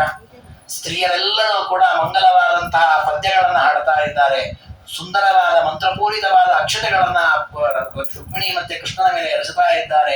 ನವ ಕುಂಕುಮಾಭಾನ್ ಸಂಗೀತ ಮಂಗಲ ಕಥಾ, ಅನೇಕ ವಾದ್ಯಗಳು ಮೊಳಗ್ತಾ ಇದೆ, ಮಂಗಲವಾದ ಧ್ವನಿಗಳಾಗ್ತದೆ, ವೇದ ಘೋಷವಾಗ್ತಾ ಇದೆ. ಸುವರ್ಣ ವಿಷ್ಟರಗತೌ ಸದಯೈರ ಪಾಂಗೈ ಕನ್ಯಾವರೌ ಚ ಫಲಮಕ್ಷಯಮೇವ ತಾಸಾನ್. ಆ ರೀತಿಯ ಅದ್ಭುತವಾದ ಮಂಗಲದ ವೇದಿಕೆಯಲ್ಲಿ ರುಕ್ಮಿಣಿ ಮತ್ತೆ ಕೃಷ್ಣನ ಮೇಲೆ ಎಲ್ಲರೂ ಪುಷ್ಪಾಕ್ಷತವನ್ನ ಹಾಕಿ ವೈಭವದಿಂದ ಆ ಅಕ್ಷತಾರೋಪವನ್ನು ಮಾಡಿದ್ದಾರೆ. ಕೃಷ್ಣ ಪರಮಾತ್ಮ ರುಕ್ಮಿಣೀ ದೇವಿಯ ಕೈಯನ್ನು ಹಿಡಿದಿದ್ದಾನೆ. ಗೃಹೀತ ಪಾಣಿ ಕಿಲ ಚಕ್ರತುಸ್ತೌ ಪ್ರದಕ್ಷಿಣಂ ಲಾಜ ಸಮೇಧಿತಾಗ್ನಿ. ಲಾಜಾಹೋಮ ಅಂತ ಮಾಡ್ತಾರೆ. ಆ ಲಾಜವನ್ನ ಹಾಕಿ ಅಗ್ನಿಯನ್ನು ಇನ್ನಷ್ಟು ಉಜ್ವಲವಾಗುವಂತೆ ಮಾಡಿದರೆ. ವಧೂ ವರೌ ರಮ್ಯ ರಹಸ್ಯ ಗೋಷ್ಠ್ಯಾಂ ವಿಧಾತು ಆತ್ಮೀಯಮಿಮಾಸ್ಯಗಂತಂ. ಈ ರೀತಿ ವಧೂವರರು ರುಕ್ಮಿಣಿ ಕೃಷ್ಣರು ಆ ಒಂದು ಮೂಲ ಮಾಧವ ಕ್ಷೇತ್ರದಲ್ಲಿ ಅದ್ಭುತವಾದ ರೀತಿಯಲ್ಲಿ ಮದುವೆಯನ್ನು ಮಾಡಿಕೊಂಡಿದ್ದಾರೆ. ಅದಾದ್ಮೇಲೆ 4ನೇ ದಿವಸ ನಾಗಬಲಿ ಅಂತ ಮಾಡುತ್ತಾರೆ. ದಿವಸೇ ಕಿಲೈತೋ ಚಿರಮ್ರತೋ ತಲ್ಪತನೋ ಫಣೀಂದ್ರೇ ವಿಲಂಬಿನಿ ಕ್ಷಮಾಂ ವಹತೇತಿ ನೂನಂ ಪ್ರಚರ್ ಕರ್ತರು ನಾಗಬಲಿ ಪ್ರಹೃಷ್ಟವು. 4ನೇ ದಿನ ಮಾಡತಕ್ಕ ಒಂದು ವಿಧಿ ನಾಗಬಲಿ ಅಂತ ಒಂದು ಸಂಸ್ಕಾರ. ಆ ಸಂಸ್ಕಾರವನ್ನ ಮಾಡಿದ್ದಾರೆ. ಪರಮಾತ್ಮ ಅಗ್ನಿಗ್ರಹಣವನ್ನ ಮಾಡಿದ್ದಾನೆ. ಗೃಹಸ್ಥರಾದ್ಮೇಲೆ ಅಗ್ನಿಯನ್ನು ಸ್ವೀಕಾರ ಮಾಡಬೇಕು ಅಂತ ಇದೆ. ಹೀಗೆ ಪರಮಾತ್ಮ ಅತ್ಯದ್ಭುತವಾದ ರೀತಿಯಲ್ಲಿ ಆ ರುಕ್ಮಿಣೀ ದೇವಿಯ ಪಾಣಿಗ್ರಹಣವನ್ನು ಮಾಡಿಕೊಂಡ. ಜಗತ್ತಿಗೆ ಮಂಗಲವಾಗುವಂತೆ ಮಾಡಿದ್ದಾನೆ. ತದ್ಯೋಗ್ಯಾಮೃತ ಸಾಧನಾಧರ ಭುವ ಸಂತರ್ಪಯಾಮಾಸತಂ. ರುಕ್ಮಿಣೀ ದೇವಿ ಪರಮಾತ್ಮನನ್ನ ಅಪಾರ ಮೌಳಿಯಾಗಿ ಸೇವೆ ಮಾಡ್ತಾ ಅವನಿಗೆ ಸಂತೋಷ ಪಡಿಸ್ತಾ ಇದ್ದಾರೆ. ಕೃಷ್ಣ ಪರಮಾತ್ಮ ಅವಳಿಗೆ ಅಪಾರ ಮೌಳಿಯಾಗಿ ಅನುಗ್ರಹವನ್ನ ಮಾಡ್ತಾ ಅವಳಿನ ಆನಂದವನ್ನು ಅಭಿವೃದ್ಧಿಯಾಗುವಂತೆ ಮಾಡ್ತಾ ಸಂತೋಷ ಪಡಿಸ್ತಾ ಇದ್ದಾನೆ. ಹೀಗೆ ಆ ರುಕ್ಮಿಣಿ ಮತ್ತೆ ಕೃಷ್ಣನ ಕಲ್ಯಾಣ ಮಹೋತ್ಸವನ ದೇವತೆಗಳು ನೋಡಿದ್ರು, ಹಾಡಿದ್ರು, ಕುಣಿದ್ರು, ಪರಮಾತ್ಮ ಮೇಲೆ ಪುಷ್ಪವೃಷ್ಟಿಯನ್ನ ಮಾಡಿದ್ರು. ಸ್ವರ್ಗಿವಿರ್ ಗೀಯಮಾನಸ್ವಂ ದುರ್ಗಮಾವಿಷ್ಯ ದುರ್ಗಮಂ ಭಗ್ನ ದುರ್ಜನ ದರ್ಪೋಸೋ ರುಕ್ಮಿಣೀ ರಮಣೋಭವ. ಎಲ್ಲ ಪುರುಷರು ಸ್ತ್ರೀಯರು ಹಾಡ್ತಾ ಇದ್ದಾರೆ, ಕುಣಿತಾ ಇದ್ದಾರೆ. ಎಲ್ಲ ಕಡೆ ವಿವಿಧವಾದ ಭೋಜನ ಪದಾರ್ಥಗಳನ್ನು ಸ್ವೀಕಾರ ಮಾಡಿದ್ದಾರೆ. ಅದ್ಭುತವಾದ ರೀತಿಯಲ್ಲಿ ಆ ಕಲ್ಯಾಣ ಮಹೋತ್ಸವ ನಡೆದಿದೆ. ವಿಚಿತ್ರ ವಸ್ತ್ರ, ಸ್ಮಿತ ಶೋಭಿ ವಸ್ತ್ರ, ಯಾರು ಬಾಡಿದ ಮುಖವೇ ಇಲ್ಲ, ಎಲ್ಲ ನಗ್ತಾ ಇರೋ ಮುಖದವರೇ. ಆ ರೀತಿಯಲ್ಲಿ ಆ ಸ್ವಯಂವರದಲ್ಲಿ ರುಕ್ಮಿಣಿ ಕಲ್ಯಾಣದಲ್ಲಿ ಎಲ್ಲರೂ ಆನಂದವನ್ನ ಪಟ್ಟು ಅವರವರ ಲೋಕಕ್ಕೆ ಹೋದ್ರು. ಪರಮಾತ್ಮ ಅವರು ಯಾರ್ಯಾರಿಗೆ ಏನೇನು ಉಡುಗೊರೆ ಕೊಡಬೇಕು ಅದನ್ನೆಲ್ಲ ಕೊಟ್ಟು ಅವರನ್ನೆಲ್ಲ ಸಂತೋಷಪಡಿಸಿ ತಾನು ರುಕ್ಮಿಣೀ ದೇವಿಯಿಂದ ಆಲಿಂಗಿತನಾಗಿ ಆ ದ್ವಾರಕಾ ಪಟ್ಟಣದ ಅನೇಕ ವನಗಳಲ್ಲಿ ವಿಹಾರವನ್ನ ಮಾಡಿದ ಅಂತ ಮುಂದೆ ಅದ್ಭುತವಾಗಿ ಆ ಪರಮಾತ್ಮನ ವಿಹಾರವನ್ನ ವರ್ಣನೆ ಮಾಡಿದ್ದಾರೆ. ದೇವರನ್ನ ಅಪಾದ ಮೌಳಿಯಾಗಿ ಮತ್ತೆ ಅದೇ ರೀತಿ ರುಕ್ಮಿಣೀ ದೇವಿಯನ್ನು ಕೂಡ ಅಪಾದ ಮೌಳಿಯಾಗಿ ವರ್ಣನೆ ಮಾಡಿ ಅಂತಹ ರುಕ್ಮಿಣೀ ರಮಣನಾದಂತಹ ಪರಮಾತ್ಮ ಜಗತ್ತಿನ ಉದ್ಧಾರಕ್ಕಾಗಿ ಆ ಕಾಲದಲ್ಲಿ ಅನೇಕ ದುಷ್ಟರಿದ್ರು, ಆ ದುಷ್ಟರನ್ನ ಸಂಹಾರ ಮಾಡಿದ. ಅನೇಕ ಸ್ತ್ರೀಯರು ತಪಸ್ಸನ್ನ ಮಾಡಿ ಭೂಮಿಯಲ್ಲಿ ಅವತಾರ ಮಾಡಿದ್ರು. ಜಾಂಬವತಿ, ನೀಲ, ಮಿತ್ರವಿಂದ, ಸುಲಕ್ಷಣ ಅಂತ ಸತ್ಯಭಾಮಾದೇವಿ ಅವರನ್ನೆಲ್ಲ ಮದುವೆ ಮಾಡಿಕೊಂಡಿದ್ದಾನೆ. ಅದಾದ ಮೇಲೆ ಈ ರುಕ್ಮಿಣಿಯಲ್ಲಿ ಮಗನನ್ನಾಗಿ ಪ್ರದ್ಯುಮ್ನನನ್ನ, ಅವನಲ್ಲಿ ಮಗನಾಗಿ ನಿರುದ್ಧನನ್ನ, ಅವನಲ್ಲಿ ಮಗನಾಗಿ ವಜ್ರನನ್ನ, ಹೀಗೆ ಅನೇಕ ವಂಶದ ಅಭಿವೃದ್ಧಿಯನ್ನ ಮಾಡಿ ಪರಮಾತ್ಮ ಆ ಎಲ್ಲ ಪಟ್ಟಣಗಳು, ದ್ವಾರಕಾ ಇರಬಹುದು, ಮಥುರಾ ಪಟ್ಟಣ ಎಲ್ಲವೂ ಚೆನ್ನಾಗಿ ಅಭಿವೃದ್ಧಿಯಾಗಿ ಬೆಳಿಬೇಕಾದ ರೀತಿ ವ್ಯವಸ್ಥೆಯನ್ನ ಮಾಡಿದ. ಈ ರೀತಿಯಲ್ಲಿ ಮಾಡಿರತಕ್ಕಂತಹ ಕೃಷ್ಣ ಪರಮಾತ್ಮ ಅದ್ಭುತವಾದ ಪಟ್ಟಣವನ್ನ ಮಾಡಿ ಆ ದ್ವಾರಕಾ ಪಟ್ಟಣದಲ್ಲಿ ತನ್ನ ಕುಟುಂಬ ಪರಿವಾರ ಸಮೇತರಾಗಿ 16,000ಕ್ಕೂ ಮಿಕ್ಕ ಸ್ತ್ರೀಯರು, ಹೆಂಡತಿಯರು, ಅವರಿಗೆಲ್ಲ 100,000 ಲಕ್ಷ ಮಕ್ಕಳು, ಅವರಿಗೆಲ್ಲ ತಾನು ಅಧಿಪತಿಯಾಗಿ ಎಲ್ಲರಿಗೂ ಒಳ್ಳೆಯ ಶಿಕ್ಷಣವನ್ನು ಕೊಡ್ತಾ ಆನಂದದಿಂದ ಶೋಭಿಸಿದ ಅಂತ ಹೇಳಿ ಈ ಕಾವ್ಯವನ್ನ ರಾಜರು ಮುಗಿಸ್ತಾರೆ. ಹೊಸ ಕೃಷ್ಣನ ಕಥೆ ಮುಂದೆ ಇನ್ನೂ ಇದೆ. ಪಾಂಡವರ ಜೊತೆಗೆ ಇದ್ದು ಅವರಿಗೆ ರಕ್ಷಣೆ ಮಾಡಿ ದುರ್ಯೋಧನಾದಿಗಳ ಸಂಹಾರ ಮಾಡಿಸಿದ್ದು, ಆಮೇಲೆ ಕೃಷ್ಣ ಪರಮಾತ್ಮನ ಪರಂಧ ಎಲ್ಲ ಇದೆ. ಅದು ರಾಜರು ಸುಖಾಂತ್ಯವಾಗಿ ಈ ಕೃತಿಯನ್ನು ಮುಗಿಸ್ಬೇಕು ಅಂತ ಕೃಷ್ಣ ಪರಮಾತ್ಮ ರುಕ್ಮಿಣಿಯಿಂದ ಅಲಂಕೃತನಾಗಿ ಆ ಎಲ್ಲ ಸತ್ಯಭಾಮಾದಿ ಮಡದೇರಿಂದ ಕೂಡಿಕೊಂಡು ದ್ವಾರಕೆಯನ್ನು ಶೋಭಿಸಿದ ಅಂತ ಹೇಳಿ ಇಂತಹ ಒಂದು ಗ್ರಂಥವನ್ನ ಬರೆದದ್ದನ್ನ ದೇವರ ಪಾದಕ್ಕೆ ಅರ್ಪಣೆ ಮಾಡ್ತಾರೆ. ಯಸ್ಮಿನ್ ಮಂಗಲ ದೇವತಾಖಿಲ ಜಗನ್ನ ಮಾತಾರ ಮಾನಾಯಿಕ ಪದ್ಮಾ ಪದ್ಮ ಭವಾದಿ ಸೇವೆ ಚರಣ ತದ್ವಲ್ಲಭೋ ನಾಯಕ ಅಶ್ವಗ್ರೀವ ದಯಾ ಪಯೋಬ್ಧಿ ಫಲಿತಂ ಪ್ರಾಗ್ರ್ಯೋಕ್ತಿ ರತ್ನೋಜ್ವಲಂ ತದ್ದಾಸಾನುಗ ವಾದಿರಾಜರಚಿತಂ ಕಾವ್ಯಂ ವಿಭಾವ್ಯಂ ಬುಧೈ. ಈ ಕೃತಿಯಲ್ಲಿ ನಾಯಕರು ಯಾರು? ನಾವು ಬೇರೆ ಬೇರೆ ಕಾವ್ಯಗಳನ್ನೆಲ್ಲ ಬರ್ಕೊಳ್ತೇವೆ. ಇಂಥ ವ್ಯಕ್ತಿ ಈ ಊರ್ನವನು ಆ ಊರ್ನವನು ಅಂತ ಹೇಳ್ಕೊಳ್ಬೇಕು ನಾವು. ನಮ್ಮ ಈ ಕಾವ್ಯದ ನಾಯಕ ಯಾರು ಅಂದ್ರೆ ಪದ್ಮ ಭವಾದಿ ಸೇವೆ ಚರಣ, ಲಕ್ಷ್ಮೀ ಬ್ರಹ್ಮ ರುದ್ರಾದಿ ಎಲ್ಲ ದೇವತೆಗಳಿಂದ ಮಾನ್ಯನಾದ ಪರಮಾತ್ಮನೇ ಇಲ್ಲಿ ನಾಯಕನಾಗಿದ್ದಾನೆ. ಜಗತ್ತಿಗೆ ಮಂಗಲವನ್ನ ಕೊಡುವ ಮಂಗಲ ದೇವತಾ ಅಂತ ವಿಖ್ಯಾತರಾದ, ಎಲ್ಲರೂ ಬಯಸದಕ್ಕೆ ಎಲ್ಲರ ತಾಯಿಯಾದ ಲಕ್ಷ್ಮೀ ದೇವಿ ಈ ಗ್ರಂಥದ ನಾಯಕಿಯಾಗಿದ್ದಾಳೆ. ಅಂತಹ ಪುರುಷ, ಅಂತಹ ಸ್ತ್ರೀ, ಅಂತಹ ನಾಯಕಿಯರ ಚರಿತ್ರೆಯನ್ನು ವರ್ಣನೆ ಮಾಡುವ ಈ ಕೃತಿ ಏನು ರಚನೆಯಾಗಿದೆ. ಇದು ಹೇಗೆ ರಚನೆಯಾಯಿತು? ಅಶ್ವಗ್ರೀವ ದಯಾ ಪಯೋಬ್ಧಿ ಫಲಿತಂ, ಹಯಗ್ರೀವ ದೇವರ ಸೇವೆಯನ್ನ ಮಾಡಿ ಅವರ ವಿಶೇಷವಾದ ಅನುಗ್ರಹದಿಂದ ಉಂಟಾದಂತಹ ಕೃತಿ ಇದು. ಪ್ರಾಗ್ರ್ಯೋಕ್ತಿ ರತ್ನ ಜ್ವಲ, ಅದ್ಭುತವಾದ ಮಾತುಗಳೆಂಬ ರತ್ನಗಳಿಂದ ಕೂಡಿರತಕ್ಕಂತಹದ್ದು. ಇದನ್ನು ಬರೆದದ್ದು ಹೇಗೆ? ನಾನು ತದ್ದಾಸಾನುಗ ವಾದಿರಾಜ ರಚಿತಂ. ಆ ಪರಮಾತ್ಮನ ಅತ್ಯಂತ ಪ್ರೀತಿ ಪಾತ್ರರಾದ ದಾಸರು ಅಂದ್ರೆ ಮಧ್ವಾಚಾರ್ಯರು, ಅವ್ರನ್ನ ಅನುಸರಿಸಿಯೇ ಇರತಕ್ಕಂಥವ್ರು ವಾದಿರಾಜ ಗುರುಸಾರರು. ಹಾಗೆ ಅಂತಹ ನನ್ನಿಂದ ರಚಿತವಾದಂತಹ ಈ ಕಾವ್ಯ ಬುಧೈ ಭಾವ್ಯಂ, ಎಲ್ಲ ಸಜ್ಜನರು ಇದನ್ನ ಆಸ್ವಾದನೆ ಮಾಡಲಿ, ಚಿಂತನೆ ಮಾಡಲಿ, ಇದರ ವಿಶೇಷವಾದ ಅಧ್ಯಯನದಿಂದ ಒಳ್ಳೆಯ ಜ್ಞಾನಾದಿಗಳನ್ನ ಪಡೆದುಕೊಳ್ಳಿ ಅಂತ. ಇಂತಹ ಕಾವ್ಯ ಬರೆದಕ್ಕೆ ದೇವರು ನನಗೆ ಅನುಗ್ರಹ ಮಾಡಬೇಕಲ್ಲ. ಏನು ಅನುಗ್ರಹ ಮಾಡಬೇಕು? ರಾಜನಂತಾರೆ, ಕೃಷ್ಣ ಕಾವ್ಯ ಕೃತೆ ಸ್ವಹಸ್ತ ಕಮಲ ಛತ್ರಂ ಪ್ರದದ್ಯಾತ್ ಪ್ರಭು. ದೇವರು ನನಗೊಂದು ಛತ್ರ ಕೊಡ್ಲಿ ಅಂತಾರ. ನನಗೊಂದು ದೇವರಿಗೆ ನಾನು ಗಿಫ್ಟ್ ಕೊಡ್ಬೇಕು, ಈ ಕಾವ್ಯ ನಾನು ಬರೆದೋದಕ್ಕೆ. ಏನ್ ಕೊಡ್ಬೇಕು ವರವಾಗಿ? ದೇವರು ಒಂದು ಛತ್ರ ಕೊಡ್ಲಿ. ಏನ್ ಛತ್ರ? ತನ್ನ ಕೈ ಎಂಬ ಛತ್ರವನ್ನು ನನ್ನ ತಲೆ ಮೇಲೆ ಇಡಿ. ಅವನ ಅನುಗ್ರಹ ನಮ್ಮ ಮೇಲೆ ಇದ್ರೆ ಸಾಕು, ಬೇರೆ ಏನು ದೇವರ ಅನುಗ್ರಹ ಮಾಡ. ಸ್ವಹಸ್ತ ಕಮಲ ಛತ್ರ, ದೇವರ ಕೈ ನಮ್ಮ ಯಾವತ್ತೂ ನಮ್ಮ ತಲೆ ಮೇಲೆ ಇರಬೇಕು. ಆ ಕೈ ಇತ್ತು ಇದೆಲ್ಲವೂ ಅದರಲ್ಲಿ ಬಂದ್ಬಿಡ್ತದೆ. ಅಂತಹ ಪರಮಾತ್ಮ ಹೃದಯದಲ್ಲಿ ನಿತ್ಯದಲ್ಲಿ ನನ್ನ ಧ್ಯಾನಕ್ಕೆ ವಿಷಯನಾಗಲಿ. ಸ್ವಾತ್ಮಾನಂ ಹೃದಯ ನಿತ್ಯ ಚಿಂತನದನಂ ಸದ್ಯುಕ್ತಿ ರತ್ನಾನ್ಯ. ಅವನ ಪೂಜೆಯನ್ನು ನಾನು ಮಾಡ್ಲಿಕ್ಕೆ ನನ್ನ ಕೈಗಳು ಉಪಯೋಗ ಆಗಬೇಕು. ಕಣ್ಣಿನಿಂದ ಅವನ ರೂಪಗಳನ್ನು ನೋಡಬೇಕು, ಹೃದಯದಲ್ಲಿ ಅವನ ಧ್ಯಾನ ಮಾಡಬೇಕು, ಅವನ ಚಿಂತನೆಯಲ್ಲಿಯೇ ನನ್ನ ಮನಸ್ಸು ಯಾವತ್ತೂ ವ್ಯಾಪೃತವಾಗಬೇಕು. ಆ ರೀತಿ ಅನುಗ್ರಹವನ್ನು ಮಾಡಿ ಈ ಕಾವ್ಯದ ಫಲವನ್ನು ಕೊಡ್ಲಿ ಇಂಥದನ್ನು ಪ್ರಾರ್ಥನೆ ಮಾಡಿದ್ದಾರೆ. ಇಂತಹ ಶ್ರೇಷ್ಠವಾದ ಕಾವ್ಯವನ್ನ ತತ್ಪವನ ಸ್ವಹತ್ಕರ ಗುಣಂ ವಿಸ್ತಾರಯತ್ವಂಜಸ, ಪರಮಾತ್ಮನ ಪ್ರೀತಿಗಾಗಿ ರುಕ್ಮಿಣೀ ದೇವಿಯ ಸೇವೆಗಾಗಿ ರಚಿಸಿರತಕ್ಕಂತಹ ರುಕ್ಮಿಣೇಶ ವಿಜಯವನ್ನ ಮುಖ್ಯ ಪ್ರಾಣ ದೇವರು ಎಲ್ಲ ಭಕ್ತರಿಗೂ ತಲುಪಿಸಲಿ. ಆ ಗ್ರಂಥವನ್ನ ಪರಮಾತ್ಮನ ಪಾದಕ್ಕೆ ಅರ್ಪಣೆ ಮಾಡಲಿ ಅಂತ ಹೇಳಿ ಈ ಗ್ರಂಥವನ್ನ ರಾಜರು ಕೃಷ್ಣ ಪರಮಾತ್ಮನ ಪಾದಕ್ಕೆ ಸಮರ್ಪಣೆ ಮಾಡಿದ್ದಾರೆ. ಅವರೇ ಹೇಳುವಂತೆ ರುಕ್ಮಿಣೇಶ ವಿಜಯ ರೋಣಾಂ ಹರ್ಷಣಕಾರಿಣಿ ಶ್ರವಣತ ಪಾಪೌಗ ವಿಧ್ವಂಸಿನಿ. ಕೇಳ್ತಾ ಇದ್ರೆ ನಮ್ಮ ಎಲ್ಲ ಪಾಪಗಳನ್ನ ಕಳೆಯುತ್ತೆ, ಮನೋಹರವಾದ ಆನಂದವನ್ನುಂಟು ಮಾಡುತ್ತೆ. ನಮ್ಮ ಇದ್ದಕ್ಕಿದ್ದ ಹಾಗೆ ಆ ಕಥೆಯನ್ನ ಕೇಳುವಾಗ ರೋಮಾಂಚನವಾಗತ್ತೆ. ಅಂತ ಅದ್ಭುತವಾದ ಚರಿತ್ರೆ ಕೃಷ್ಣನದ್ದು. ಅದನ್ನು ರಾಜರು ಅಷ್ಟೇ ಅಪೂರ್ವವಾಗಿ ವರ್ಣನೆ ಮಾಡಿದ್ದಾರೆ. ಇಂತಹ ರುಕ್ಮಿಣೀಶ ವಿಜಯ ಕಾವ್ಯವನ್ನು ಬರೆದಾಗ ದೇವತೆಗಳು ಸಂತೋಷ ಪಟ್ಟರಂತೆ, ಭೂಮಿಯಲ್ಲಿರುವಂತಹ ಭೂಸರರು ಸಂತೋಷ ಪಟ್ಟರಂತೆ. ಅಷ್ಟು ಅದ್ಭುತವಾದ ಕಾವ್ಯವನ್ನು ರಾಜರು ಬರೆದಿದ್ದಾರೆ. ಅದನ್ನ ಎಷ್ಟು ಚಿಂತನೆ ಮಾಡಿದ್ರು ಕಡಿಮೆ. ವಿಶೇಷವಾಗಿ ನಾವು ಕಳೆದ 8 ದಿನಗಳಿಂದ ಈ ಯಜಮಾನರ ಸಂಕಲ್ಪದಂತೆ, ವಿಜಯ ಅವರವರ ತಾಯಿಯವರೆಲ್ಲರ ಸಂಕಲ್ಪದಂತೆ ಈ ಒಂದು ಗೋಕುಲ ಕ್ಷೇತ್ರದಲ್ಲಿ ನಾವೇನು ಚಿಂತನೆ ಮಾಡಿದ್ದೇವೆ, ದೇವರು ನಮಗೂ ಕೂಡ ರಾಜರ ಪ್ರಾರ್ಥನೆಯಂತೆ ನಮ್ಮ ತಲೆಯ ಮೇಲೂ ಕೂಡ ಅವನ ಕೈ ಎಂಬ ಛತ್ರವನ್ನು ಇಡಲಿ, ಎಲ್ಲ ಕಷ್ಟಗಳನ್ನ ಪರಿಹಾರ ಮಾಡಬೇಕು, ಒಳ್ಳೆಯ ಜ್ಞಾನ, ಶುದ್ಧವಾದ ಜ್ಞಾನ ಬರಬೇಕು. ಅಂದ್ರೆ ತಪ್ಪಾದ ಜ್ಞಾನ ಬರಬಾರದು, ದೇವರ ಬಗ್ಗೆ ಸರಿಯಾದ ಮಾಹಿತಿ ತಿಳಿಬೇಕು, ದೇವರಲ್ಲಿ ಭಕ್ತಿ, ದೇವರ ಕಾರ್ಯಕ್ಕಾಗಿ ಈ ದೇಹದ ವಿನಿಯೋಗ ಆಗಬೇಕು. ಆ ರೀತಿಯ ಬುದ್ಧಿಯನ್ನ ಪರಮಾತ್ಮ ಕರುಣಿಸ್ಲಿ ಅಂತ ದೇವರನ್ನ ಪ್ರಾರ್ಥನೆ ಮಾಡೋಣ. 8 ದಿನಗಳಿಂದ ನಾವು ಚಿಂತನೆ ಮಾಡ್ತಾ ಬಂದಿದ್ದೇವೆ. ದೇವರಿಗೆ 8 ಸಂಖ್ಯೆ ಬಹಳ ಪ್ರೀತಿ. ಅವನು 8 ಅಷ್ಟಮಹಿಷಿಯರನ್ನ ಮದುವೆ ಮಾಡ್ಕೊಂಡವನು, ಅಷ್ಟಮಿ ದಿವಸ ಅವತಾರ ಮಾಡಿದನು. ಹಾಗೆ ಅವನಿಗೆ ಪ್ರೀತಿಗಾಗಿ ಇದು ನೋಡಿ, ಪ್ರಾಂತಕ್ಕೆ ಗೋಕುಲ ಅಂತ ಹೆಸರು ನೋಡಿ, ಸಾರ್ಥಕ.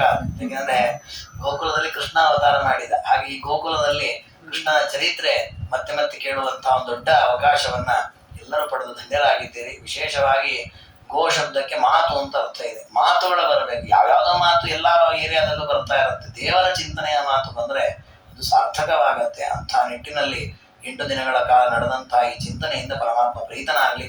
ಈ ಚಿಂತನೆಯಲ್ಲಿ ನಾನು ಲೋಪದೋಷಗಳಿದ್ರೆ ಪರಮಾತ್ಮನೆಲ್ಲ ಕ್ಷಮಿಸ್ಲಿ ಅಂತ ಹೇಳ್ತಾ, ನಾನು ಎಲ್ಲ ಕಡೆಯೂ ಹೇಳೋದಿದೆ, ನಾನು ಉಪನ್ಯಾಸವನ್ನು ಮಾಡುವಾಗ ಅದರಲ್ಲಿ ತಮಾಷೆ ಇರೋದಿಲ್ಲ, ಹಾಡುಗಳಿರೋದಿಲ್ಲ, ನಗೆಗಳಿರೋದಿಲ್ಲ. ಆದ್ರೂ ಕೂಡ ಪಾಪ ಇಷ್ಟು ಶ್ರದ್ಧೆಯಿಂದ ಎಲ್ಲರೂ ಕೂತು ಕೇಳಿದ್ದೀರಿ. ನಾನು ಬಂದದ್ದು ಲೇಟ್, ಅನೇಕ ದಿನಗಳು ಸರಿಯಾದ ಸಮಯಕ್ಕೆ ನಾನು ಬಂದಿಲ್ಲ, ಆದ್ರೂ ಕೂಡ ಶ್ರದ್ಧೆಯಿಂದ ಕೇಳಿದ್ದೀರಿ. ಹಾಗೆ ನಿಮ್ಗೆಲ್ಲರಿಗೂ ದೇವರು ವಿಶೇಷವಾದ ಆಯುಷ್ಯ, ಆರೋಗ್ಯ, ಐಶ್ವರ್ಯ, ಕೃಷ್ಣನಲ್ಲಿ ಒಳ್ಳೆಯ ಜ್ಞಾನ, ಆ ಕೃಷ್ಣನ ಭಕ್ತಿ, ವಿಷಯ ಪದಾರ್ಥಗಳಲ್ಲಿ ವೈರಾಗ್ಯ ಇದೆಲ್ಲವನ್ನು ಕರುಣಿಸಿ ಉತ್ತರೋತ್ತರವಾದ ಅಭಿವೃದ್ಧಿಯನ್ನ ಮಾಡಲಿ. ವಿಶೇಷವಾಗಿ ಕುಟುಂಬದವರು ಅತ್ಯಂತ ಪ್ರೀತಿಯಿಂದ ನಾನು ಬರಲ್ಲ ಅಂದ್ರೆ ಎಳೆದು ಕರ್ಕೊಂಡ್ಬಂದವರು ಉಪನ್ಯಾಸ ಮಾಡಿಸ್ತಾರೆ. ಆ ರೀತಿಯ ಅಭಿಮಾನ ಆ ತಾಯಿ ಮಗ ಕುಟುಂಬದವರಿಗೂ ಕೂಡ ದೇವರು ವಿಶೇಷವಾದ ಉತ್ತರೋತ್ತರವಾದ ಅಭಿವೃದ್ಧಿಯನ್ನ ಮಾಡಲಿ. ಅವರ ಮನಸ್ಸಿನಲ್ಲಿರೋ ಎಲ್ಲ ಸಂಕಲ್ಪವನ್ನು ನೆರವೇರಿಸಲಿ.